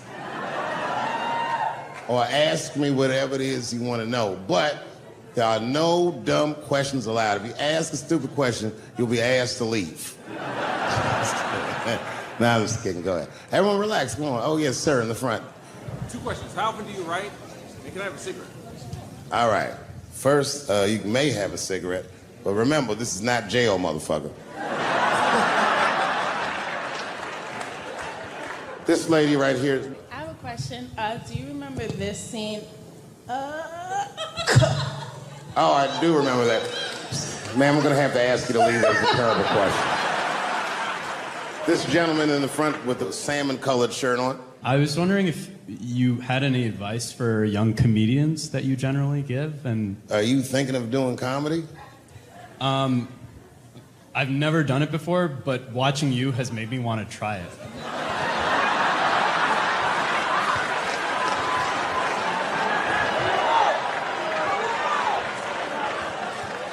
I don't know if that's an insult or not. It's a compliment. It's. I mean, niggas don't say I've never done brain surgery, but it looked a lot easier than I thought.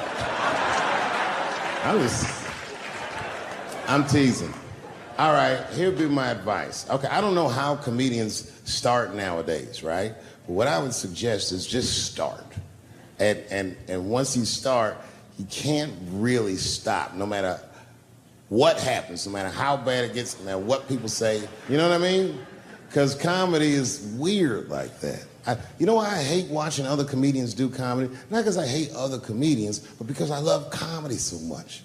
It's like watching somebody else fuck your girl. And I say, fuck her better than that. Yes, you on the aisle up there, the lady with the long, yes, you standing up, I see you. My favorite book of all time, The Narrative of the Life of Frederick Douglass.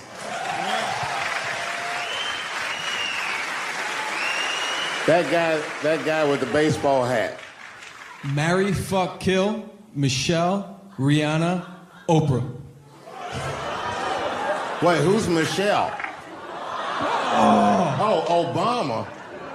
Well, sir, you're putting me in quite a pickle. I can't say I'll fuck Michelle Obama. That's insane. Well, I guess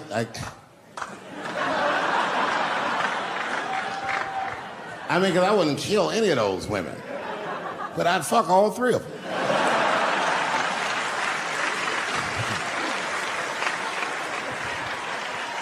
The gentleman in the blue Oxford standing up. Tell us the story with Charlie Murphy. Tell a story about Charlie Murphy?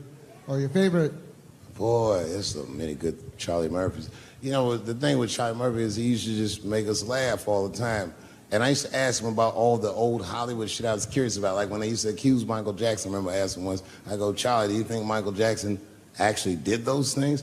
And he said, let me ask you a question, Dave. He said, say it is illegal to fuck women. How long are you staying out of jail? So God bless Charlie Murphy, wherever you are. Charlie, I love you. Who do you think is going to win the 2020 election? All right, I'm going to put a pin in this, but I'll tell you right now, fella, I don't know, but I think Trump has a better shot than a lot of people would like to think. I'm just saying, it all depends on how the left talks. The way we're talking is not going to win the fucking ball game.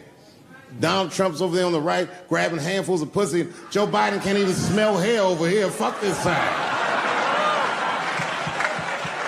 All right, man, go ahead. Thank you so much for this show. And how old are you? 25. 25? Yeah. Boy, don't let R. Kelly see you. He's gonna pee on you by accident. Oh, my bad. I thought she was 15. Yuck. I'm totally joking. I'm sorry. My question is there anything you've learned from another comedian that you feel like will stay with you for life? I tell you what, miss, that's a good question. Yes, is the short answer. A longer version of it is this. I was raised by comedians. I started doing stand-up when I was 14. The other day, I went to a comedian's funeral, and I realized as we was putting this motherfucker in the ground that these people are at least as influential to me as my family. I rock with these niggas till the wheel falls off. We fight and we fuss and we are jealous of each other and we get mad at each other, but my life wouldn't have been what it was without each and every one of them, and I consider them my family. That's what it is. Still hadn't figured out exactly how to say what I wanted to say, but I was doing pretty good. And I was doing some Me Too jokes, and a woman stood up from the audience and she was crying. Clearly, it was a white woman. She says to me, you can't say that. It's 200 seat room, it's a very small room. I'm like, what the fuck are you, like, miss, are you okay? What are you doing? She says, you can't say that. I said, yes, I can, it's my show. I'll say whatever the fuck I want. The crowd's like, ooh, like this. And then she gets up from the table and she starts making a big, like, show of just pushing through the aisles and all this stuff. And there's like a curtain right before the front door. And she gets to the curtain and she's crying. It's fucking crazy. She says, I'm sorry I was raped. It's a fucking comedy club. It's like loud farting getting out of an elevator. Nothing funny can happen in here. Now I'm trapped in a room with this woman's fucking stink.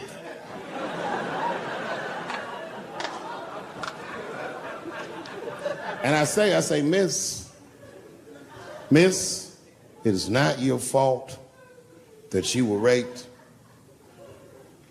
but it's not mine either. Ta-ta, bitch, like this.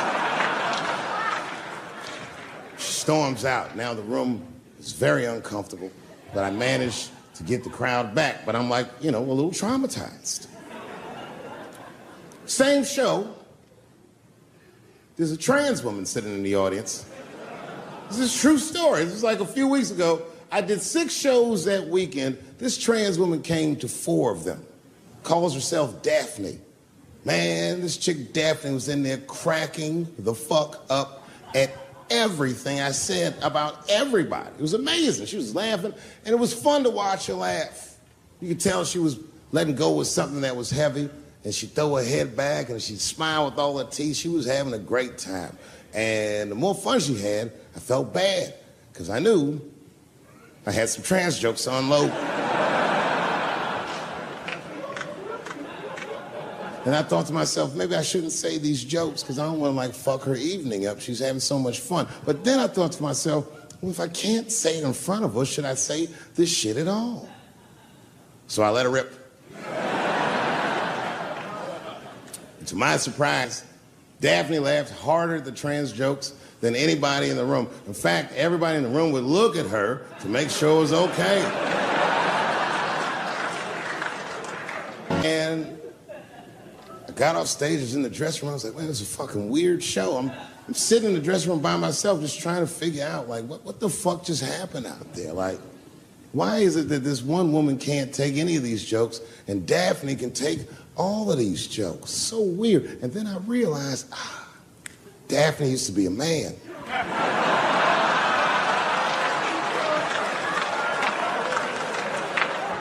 So now I go out of the dressing room and you can see all the staff was there cleaning the club up, the audience had gone, and sitting at the bar by herself was Daphne.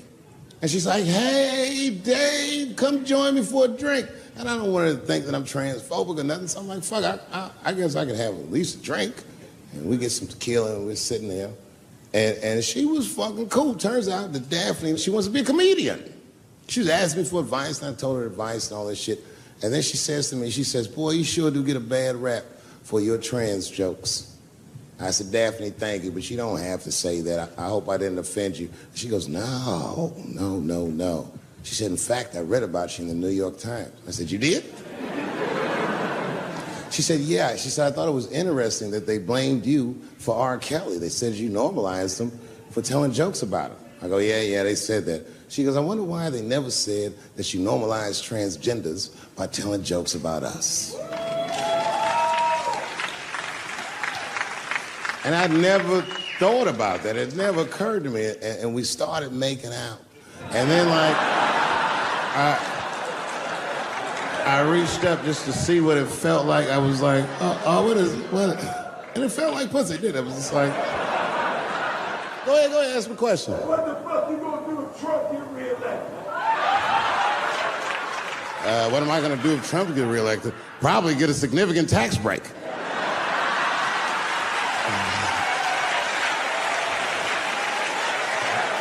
Hey, you wanna know why I don't even talk about Trump in my show? Because that motherfucker is not the hokey pokey. He is not what it's all about. There's millions of people that put him in power, and the ideas that he puts forth are not his own. He's singing poor white people's greatest hits. So why the fuck would I worry about him and not the other millions? I really know who I'm gonna vote for next time if things keep going the way it's going is that gay dude. No, Mike Pence. It's a safe place where I could tell some jokes. And I find out that this comedian I know, Chris Tucker, who's in all those Rush Hour movies, I find out that Chris is in San Francisco too at some charity event. So I called him, I'm like, yo, I just saw you at some charity event. I said, I'm doing a show at the Punchline. Why don't you come by the club after your event? He's like, cool, Dave. I thought you was dead, nigga. I'll come by.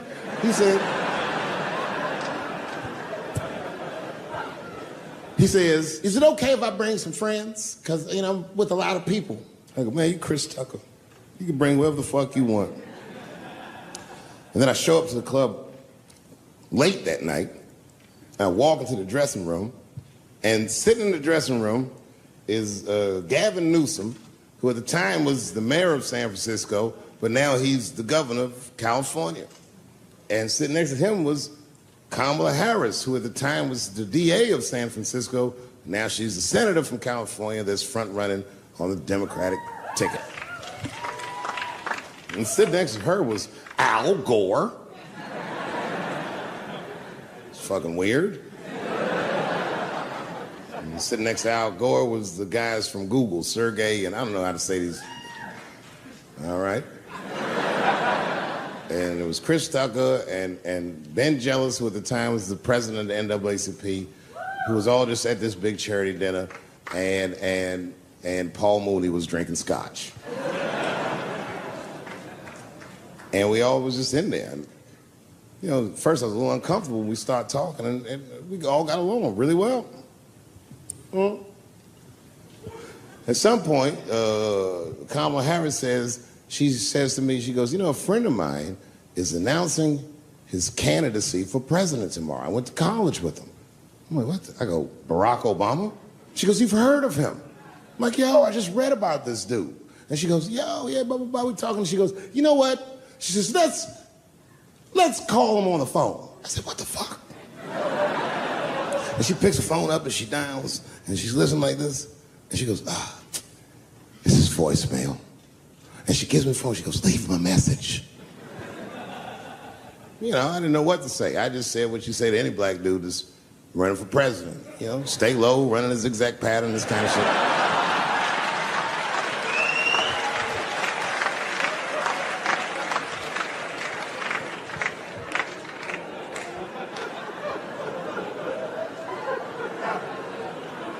And then the last thing I say is, you know what? I said, Sarah, I really do believe you can do this. Like, man, I'm wishing you luck.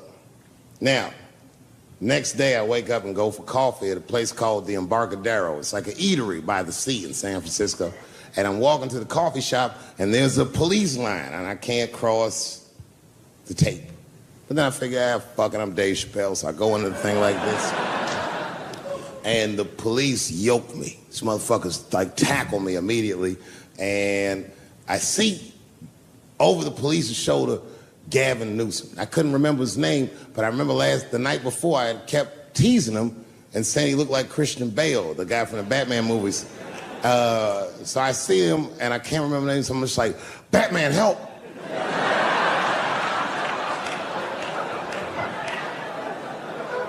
And he stops, he's like, Dave? And then the police see that the mayor knows me, so they all like, oh, sorry about that. And he's like, hey, back up, everybody. And he just picks me up. He's like, I'm really sorry about that. I'm like, I'm fine, don't worry about it. And he's like, listen, I'm here with Prince. Would you like to meet him? I'm like, I know Prince. That's my nigga. And we go around the corner, and it was Prince Charles, the Prince of England. I didn't know the protocol of meeting royalty. You're not supposed to touch him. I dapped him up like a nigga. My nigga. Just hugging him and shit like this, dapping him up, like this. And that nigga was cool too. I was like, it's really fucking weird. And then I was just out there in the upside down, not having no TV show, trying to figure life out. And the election was going on in the background. And this guy, Barack Obama, was picking up steam.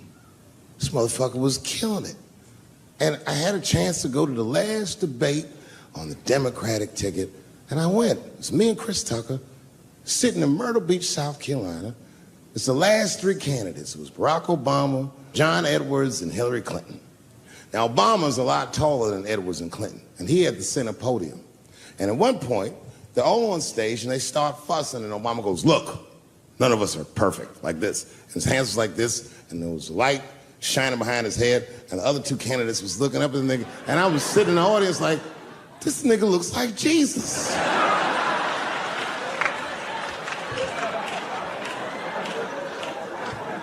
And I realized in that moment that I was looking at the next president of the United States. I was certain of it. I couldn't explain it, but I knew what I was seeing. And I got really excited. And I'm not that kind of guy. I said, I gotta meet this motherfucker. So I stayed. They were all on stage doing interviews, and I just waited. I was waiting and waiting, and then John Edwards was done with his interviews first, because everybody knew he wasn't gonna win. And I see John Edwards, and I said, hey, Senator Edwards, I just want to say hi. And that motherfucker looked at me like, I'm like, fuck you, nigga, you gonna lose anyway. And then he left, and then Hillary Clinton just walked by me in one of them Steve Harvey suits.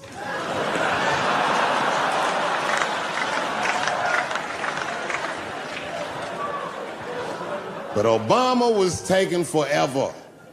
Everybody wanted to talk to him. When I knew the media saw exactly what I saw, there was no question about it. That was the guy.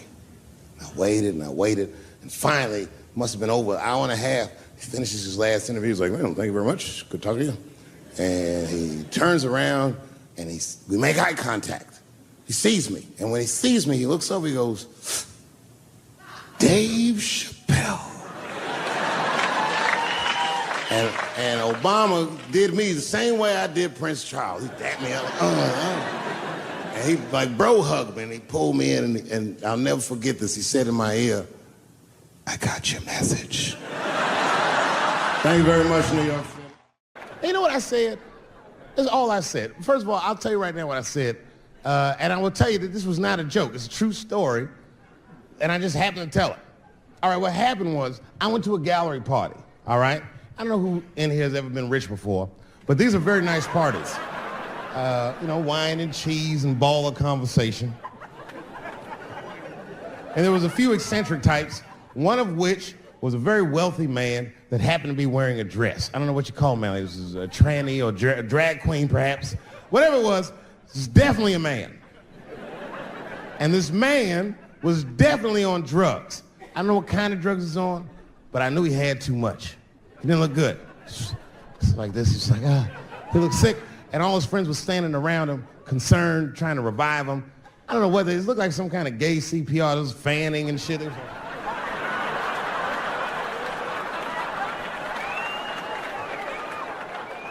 I saw all this from a distance. Now, I should have minded my own business, but I got curious. I was like, oh.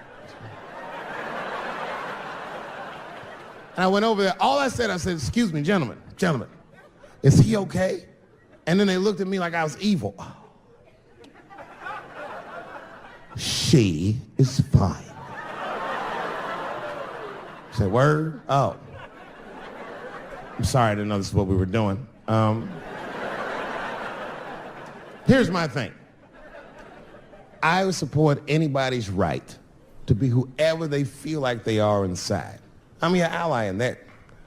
However, my question is, to what degree do I have to participate in your self-image? Is it fair that I have to change my whole pronoun game up for this motherfucker? That doesn't make sense. Seriously. If I put on an Argyle sweater and I'm like, hey everybody, I feel like a white guy in this sweater and I want some goddamn respect and a bank loan. That's not gonna work. Give a fuck how I feel. Why should I give a fuck how you feel? Nigger is a pronoun. But there was no time for philosophical debate. This was an emergency situation. I said, fine. Sorry, guys. I was just worried because she looks terrible. She just fell off the bench. Appears that her dick is popping out of her dress. You mind if I call an ambulance, champ? I'd rather not be at a party where a tranny ODs. There's too many questions to answer.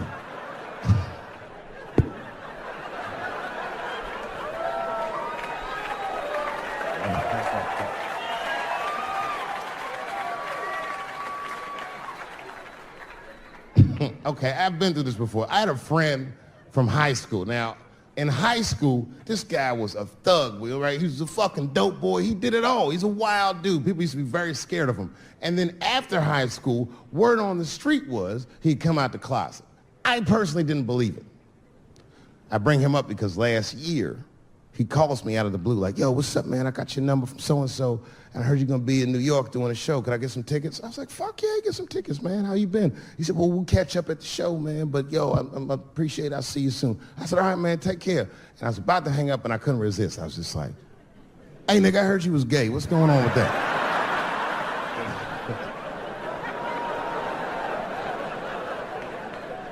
And I wish I didn't ask, because he sounded like he was dying to talk about that shit. And he had a long story about it. And it's not that I didn't care, but I was, I don't like talking on the phone. I was watching TV at the same time. So I just wasn't really paying attention like I should. But I was trying to sound supportive, but I didn't really know what to say. So I was just like mumbling shit throughout this conversation. I was just like, nigga, you gay, man. You just gay. Like,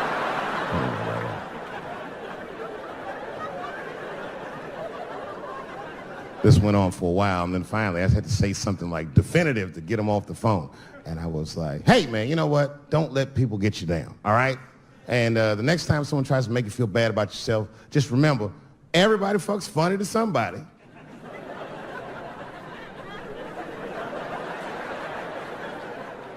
He didn't like that shit. He's like, what the fuck does that mean? I said, huh? He said, you saying I fuck funny, motherfucker? I said, no, that's not what I'm saying. I'm saying everybody's different. He said, you ain't say different, nigga. You said funny. What's so fucking funny about the way I fuck? And I said, hey, man, I fuck feet. He said, what? Oh, this is not a joke, ladies and gentlemen. I get women to squeeze their feet together like this, and I fuck them right in that little space in their feet. But you can't build a community behind that shit. There's no flag for us. That shit made him laugh. And the next day, after the show, I saw him backstage. He was like, yo, what's up, man? I'm like, oh, shit, what's going on? And he had his buddy with him. He goes, Dave, I want you to meet Manuel. Manuel's my fiance. We're in New York getting married because it's legal here. I said, well, congratulations, fellas. And Manuel was like, gracias. And he went to go get some drinks. And then my buddy looked at me, he was like, so Dave, what do you think? And I started mumbling again. You gay, nigga, you just gay. He said, yeah, I'm a little nervous about getting married, man. It's a big step. I said, yeah, it is, it's a big step. He said, well, you've been married for a while. You got any advice for us? No, I'm married to a woman. Sorry about that. And they corrected me. He said, no, you married the person that you love. So it's essentially the same. I said, man, the problem with that statement is that it makes the assumption that I love her. But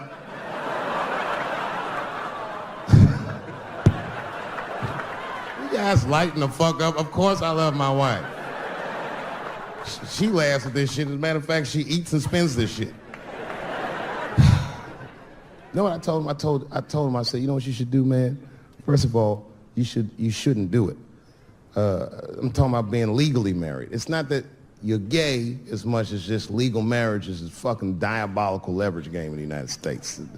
I'm just being honest. Devoid of religious significance or the idea of love, marriage is nothing but an awful contract that you shouldn't sign. I'm just being real.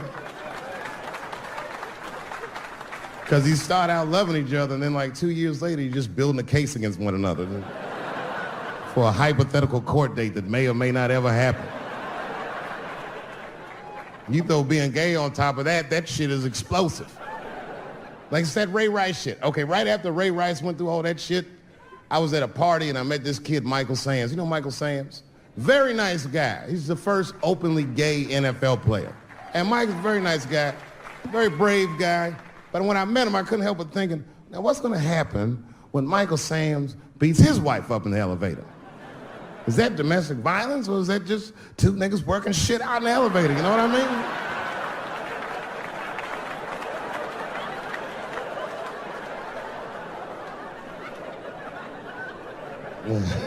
mean? Anyway, I give all married men the same advice, gay or straight. Get a dog. This dog will love you all the time, but she's not going to. It's real talk. I didn't even know about dogs, and my kids got the dog. They brought him home from the shelter, and I didn't even want him. They're like, "Can we keep him?" I said, "Nope." I said, "Where'd you even get this dog?" They're like, "We got him from the shelter." I was like, "Ugh." Probably something wrong with him.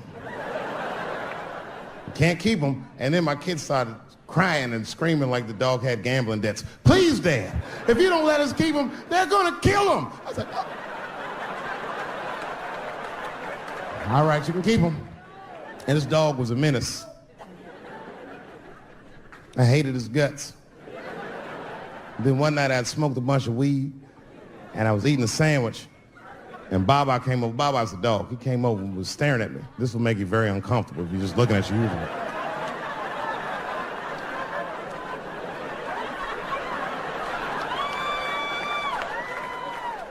I had to give him a piece of my sandwich so he'd go away. And that's how we became friends. Now, if you see me walking down the street with Baba, I ain't got no leash or nothing. He walks right next to me. If I stop, he'll stop. And if I go, he'll go. And all my friends are like, "Yo, Dave, that shit is dope. How you train Baba to do that shit?" I've never trained Baba. Just a messy eater. If I drop food and Baba's not around, all I gotta do is call him. "Baba!" He's a black dude's dog, so he doesn't come right away. He peeks first to see what's going on.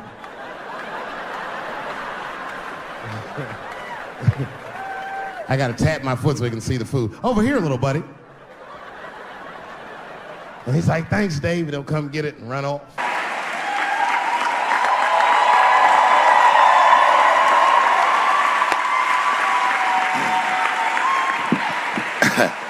Man, I gotta tell you, when I was sitting here watching what all the other honorees have done with their lives, I started feeling like shit. Like, this is terrible.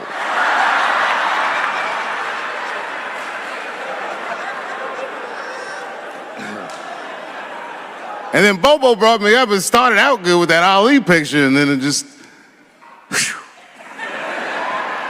But that coloring book that was in the picture, I know the Ali's are here, that coloring book, my mother has it. And Champ, he signed it. You know, the greatest, he signed Muhammad Ali. And his sparring partner was there that day. And his sparring partner signed it, said, "The next heavyweight champion of the world, Larry Holmes." And he was.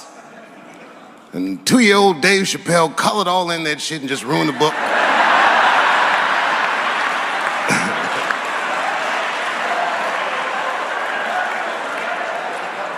But I remember part of the book that I remember real vividly, because I asked my mother about it when I was a kid. There's a part where there's a picture of Ali throwing his Olympic gold medal into the Ohio River. That's why it's so weird for me being here. You know, both my parents were very brilliant. My dad went to Brown in 1955. That's right. He told me at the time he was one of 3 black students. He said one of the guys got accused of a rape that he probably didn't commit, and the other guy killed himself, and Dad said, and I left. And see, that's what makes us Chappelle's great. We know when to quit.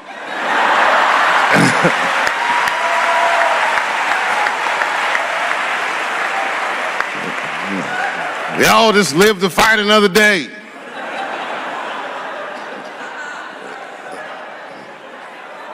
I gotta say, I'm very honored to be here, and I'm very honored to be here with the other honorees. Really, I'm like very humbled by you all, the work that you do, and you all make me want to be better. All of you.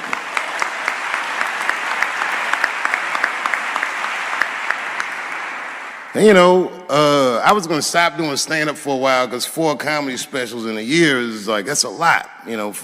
But you know, shout out to my colleagues in comedy. I just want to say that in a way, this for me belongs to my mother primarily, who was an African American studies professor, and a lot of the content that I say, she raised me well. I'm not an uninformed person. But also, you know, my colleagues in comedy, like comedians have been getting beat up pretty bad recently, and we're somehow nowadays expected to speak with the precision of attorneys or politicians. We are not. I always think of James Baldwin. You know, James Baldwin was one of my favorite writers because he managed to tell white people what they feel like to be around.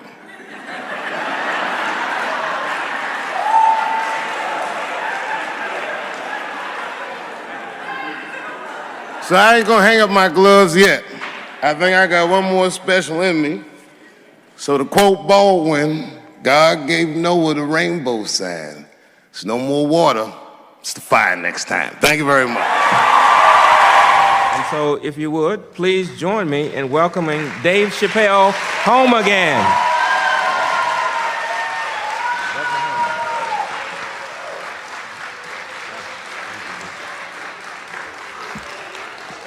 Oh, thank you. You know, I speak for a living, and I'm a little nervous today. I wanted to say thank you, Mr. President, and thank you, Bishop Green, and thank everyone at Allen University for hosting me today, because it feels special, right? When I think of this great grandfather that I've heard about in my life, but never actually touched his legacy. So it's like the product of his loins coming to meet the product of his work. And it's an important day for me personally. And I know a lot of you guys are students, and I just want to tell you I'm the first person in my family to not go to college. And as the president has told you, I've done outstanding in spite of that.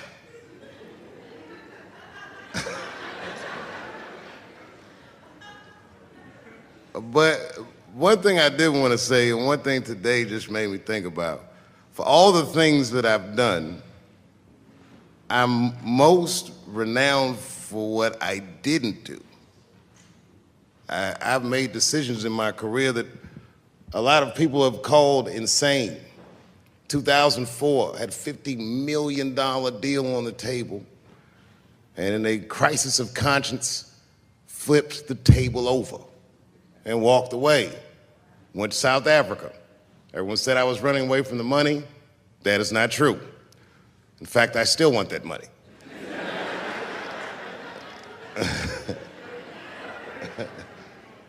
The idea that I wanted to just share with you guys is the idea that sometimes you do what you think is best, whether anybody understands it or not. I heard a story about my father where someone told me he used to do statistics for a company in D.C. The company he did statistics for started doing business with the South African government, so he quit his job. It's caused a lot of problems between him and his wife.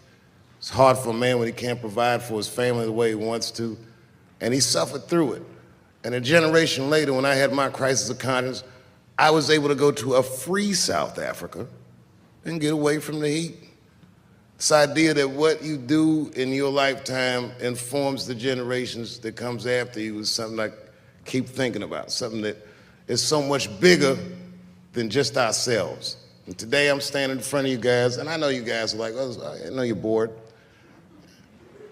But I see family of mine in the front row some who I've never met, and I just realize how all of us are connected. That my great-grandfather built something more substantial than buildings. He built a community, and he built, more importantly than a community, he built a way.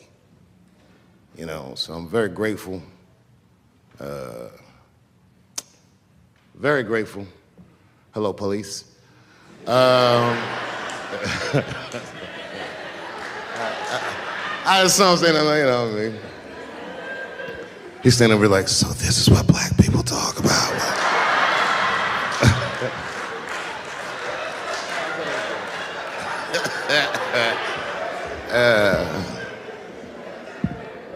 I just want you guys to remember, you know, that right now there's this thing where ethics aren't what they used to be. This idea that people are trying to replace the ideas of good and bad with better or worse. And that is incorrect. You gotta keep your ethics intact because Good and bad is a compass that helps you find the way. And a person that only does what's better or worse is the easiest type of person to control. They are a mouse in a maze that just finds the cheese. But the one who knows about good and bad will realize that he's in a maze. So, that being said, I just hope that all of you guys transcend whatever you see as your obstacles, and that you live outstanding lives, and that you stay connected to your communities because you have so much power there, and that you grow your communities and you diversify your communities, and that you don't let anybody tell you you can't or to be afraid. It's okay to be afraid because you can't be brave or courageous without fear. The idea of being courageous is that even though you're scared, you just do the right thing anyway. So in 2004, I walked away from $50 million, and in November, I made a deal for $60 million. So,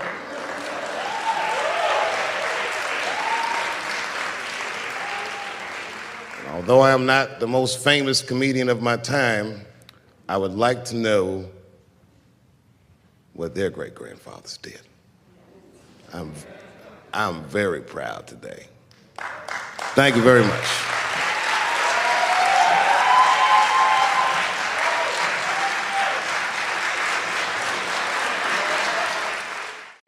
Boy, this comes as a complete surprise.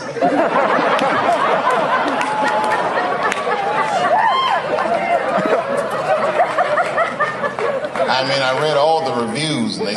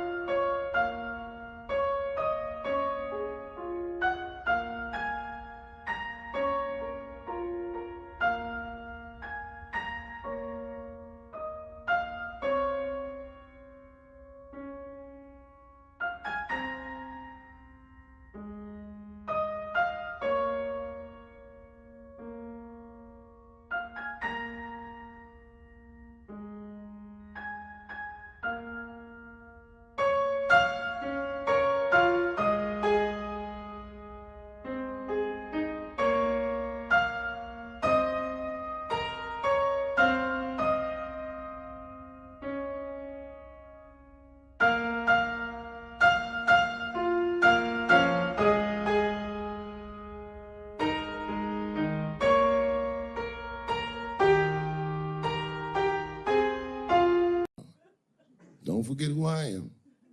Don't forget what I am. I am a black dude.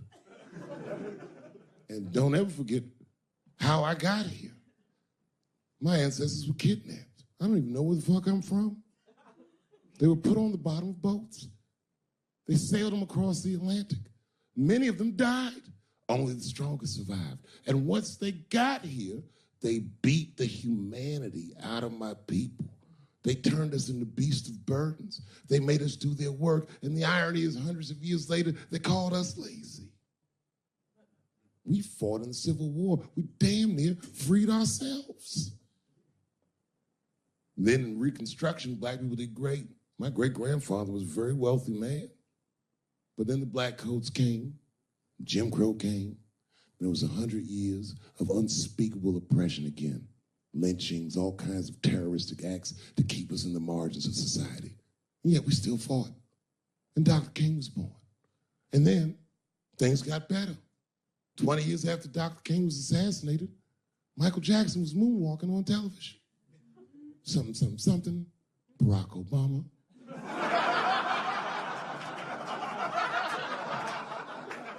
And Donald Trump, and now here we all are. 400-year nightmare. Took us 400 years to figure out as a people that white people's weakness the whole time was kneeling during their national anthem. That's a brittle spirit. That's right, nigga. On the rock, it's regular. Ah! Ah! What are you doing, nigga? Stand up!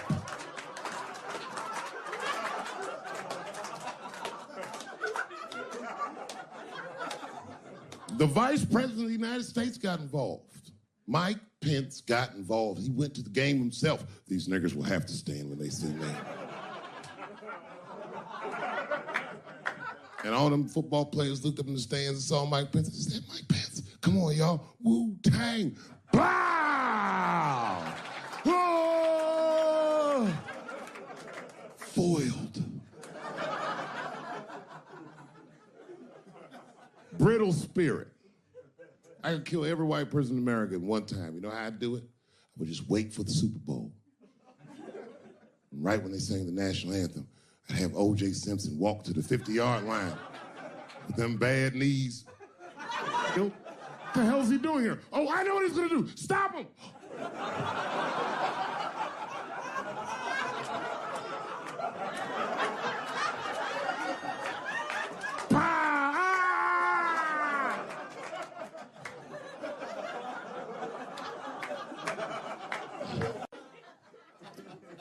I just want to help. I want to be a good guy.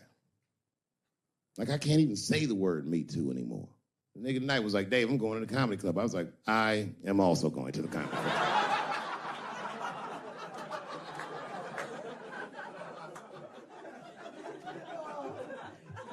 And I didn't even know it was happening, but I guess I became like a feminist in the last 3 weeks because I can't watch porn the same. Like, I watch it sometimes, but I can't click on these motherfucking thumbnails, not with those titles. Guy crams young girl in the ass with hard right. I can't click on that. Come on, nigga, give me something I can click on. Dude gets sucked off by a midget. Little person, I say to myself.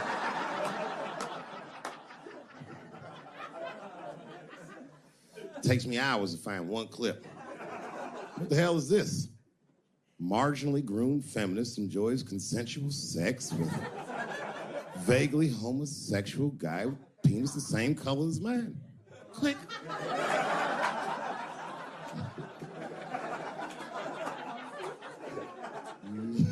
There's a lot of black dudes haven't been getting Me Too. I don't want to jinx myself. You know why, though? Obviously, black women go through the same thing, right?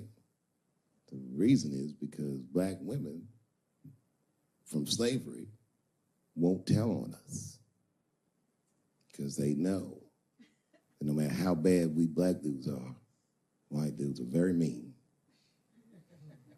They're scared to see us get punished. My wife is Asian. She'd tell on me in a goddamn second.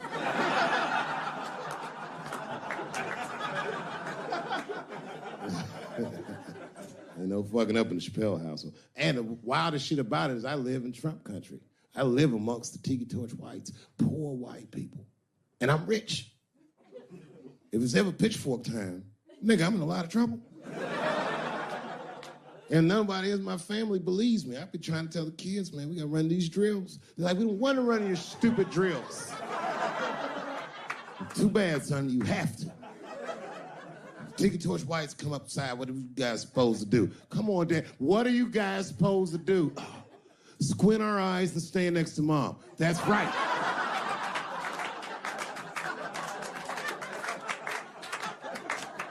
Me, your gun and your groundskeeper uniform. That's right. I'll go outside and see what they want.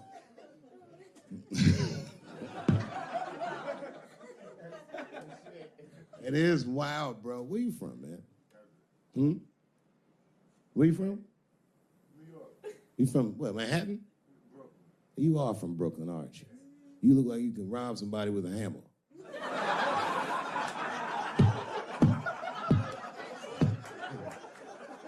Brooklyn niggas rob you with shit they find around the house.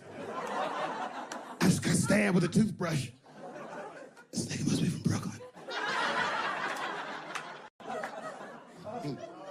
You gotta man the fuck up, y'all.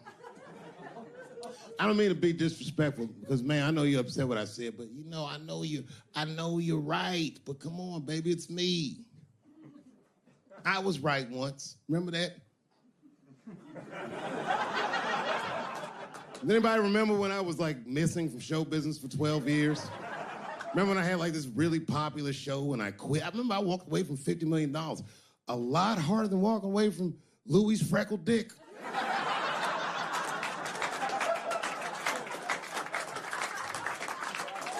I didn't know that I'd ever work again. And yet here I am tonight. Did my dream die? No. I remember that shit.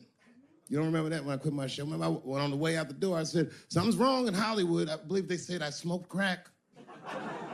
That's right, I remember. Remember they called me crazy. So really, you know, you're right, ladies. Congratulations. Enjoy it.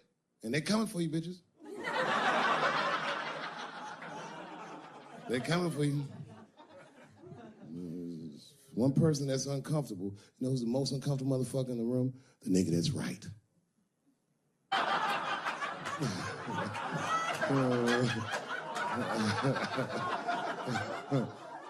was just walking around like Tom Cruise at the movies, just looking. And ruin the whole orgy by accident. It's easier to ruin an orgy than you think. All you gotta do is wait for it to get kind of quiet and then go, ew.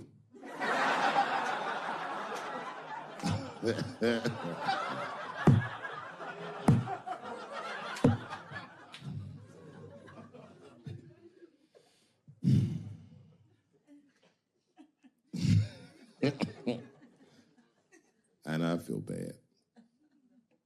But I just feel like this is all happening for a reason. And ladies, I want you to win this fight. 10 years ago, I might have been scared, but, you know, I got a daughter now, so if you win, she wins. So I'm rooting for you. And I agree with you. At least ideologically, I do. I don't know if you're doing it just right, but I mean, who am I to say? I don't think you're wrong. I just think that you can't make a lasting peace this way. You got all the bad, but the minute they're not scared anymore, it will get worse than it was before. Fear does not make lasting peace. Ask black people. And that's what it is. What this city really needs, without irony, I'll say this, the cure for LA is in South Africa. You motherfuckers need truth and reconciliation with one another. Because the end of apartheid should have been a fucking bloodbath by any metric in human history, and it wasn't.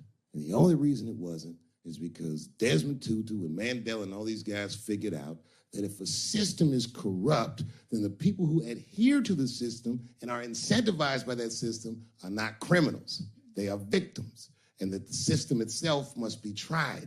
But because of how systems work is so compartmentalized as far as information, the only way we can figure out what the system is if everybody says what they did. Tell them how you participated.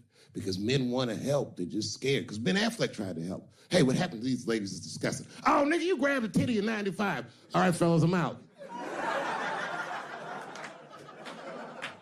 Fuck that, I ain't helping.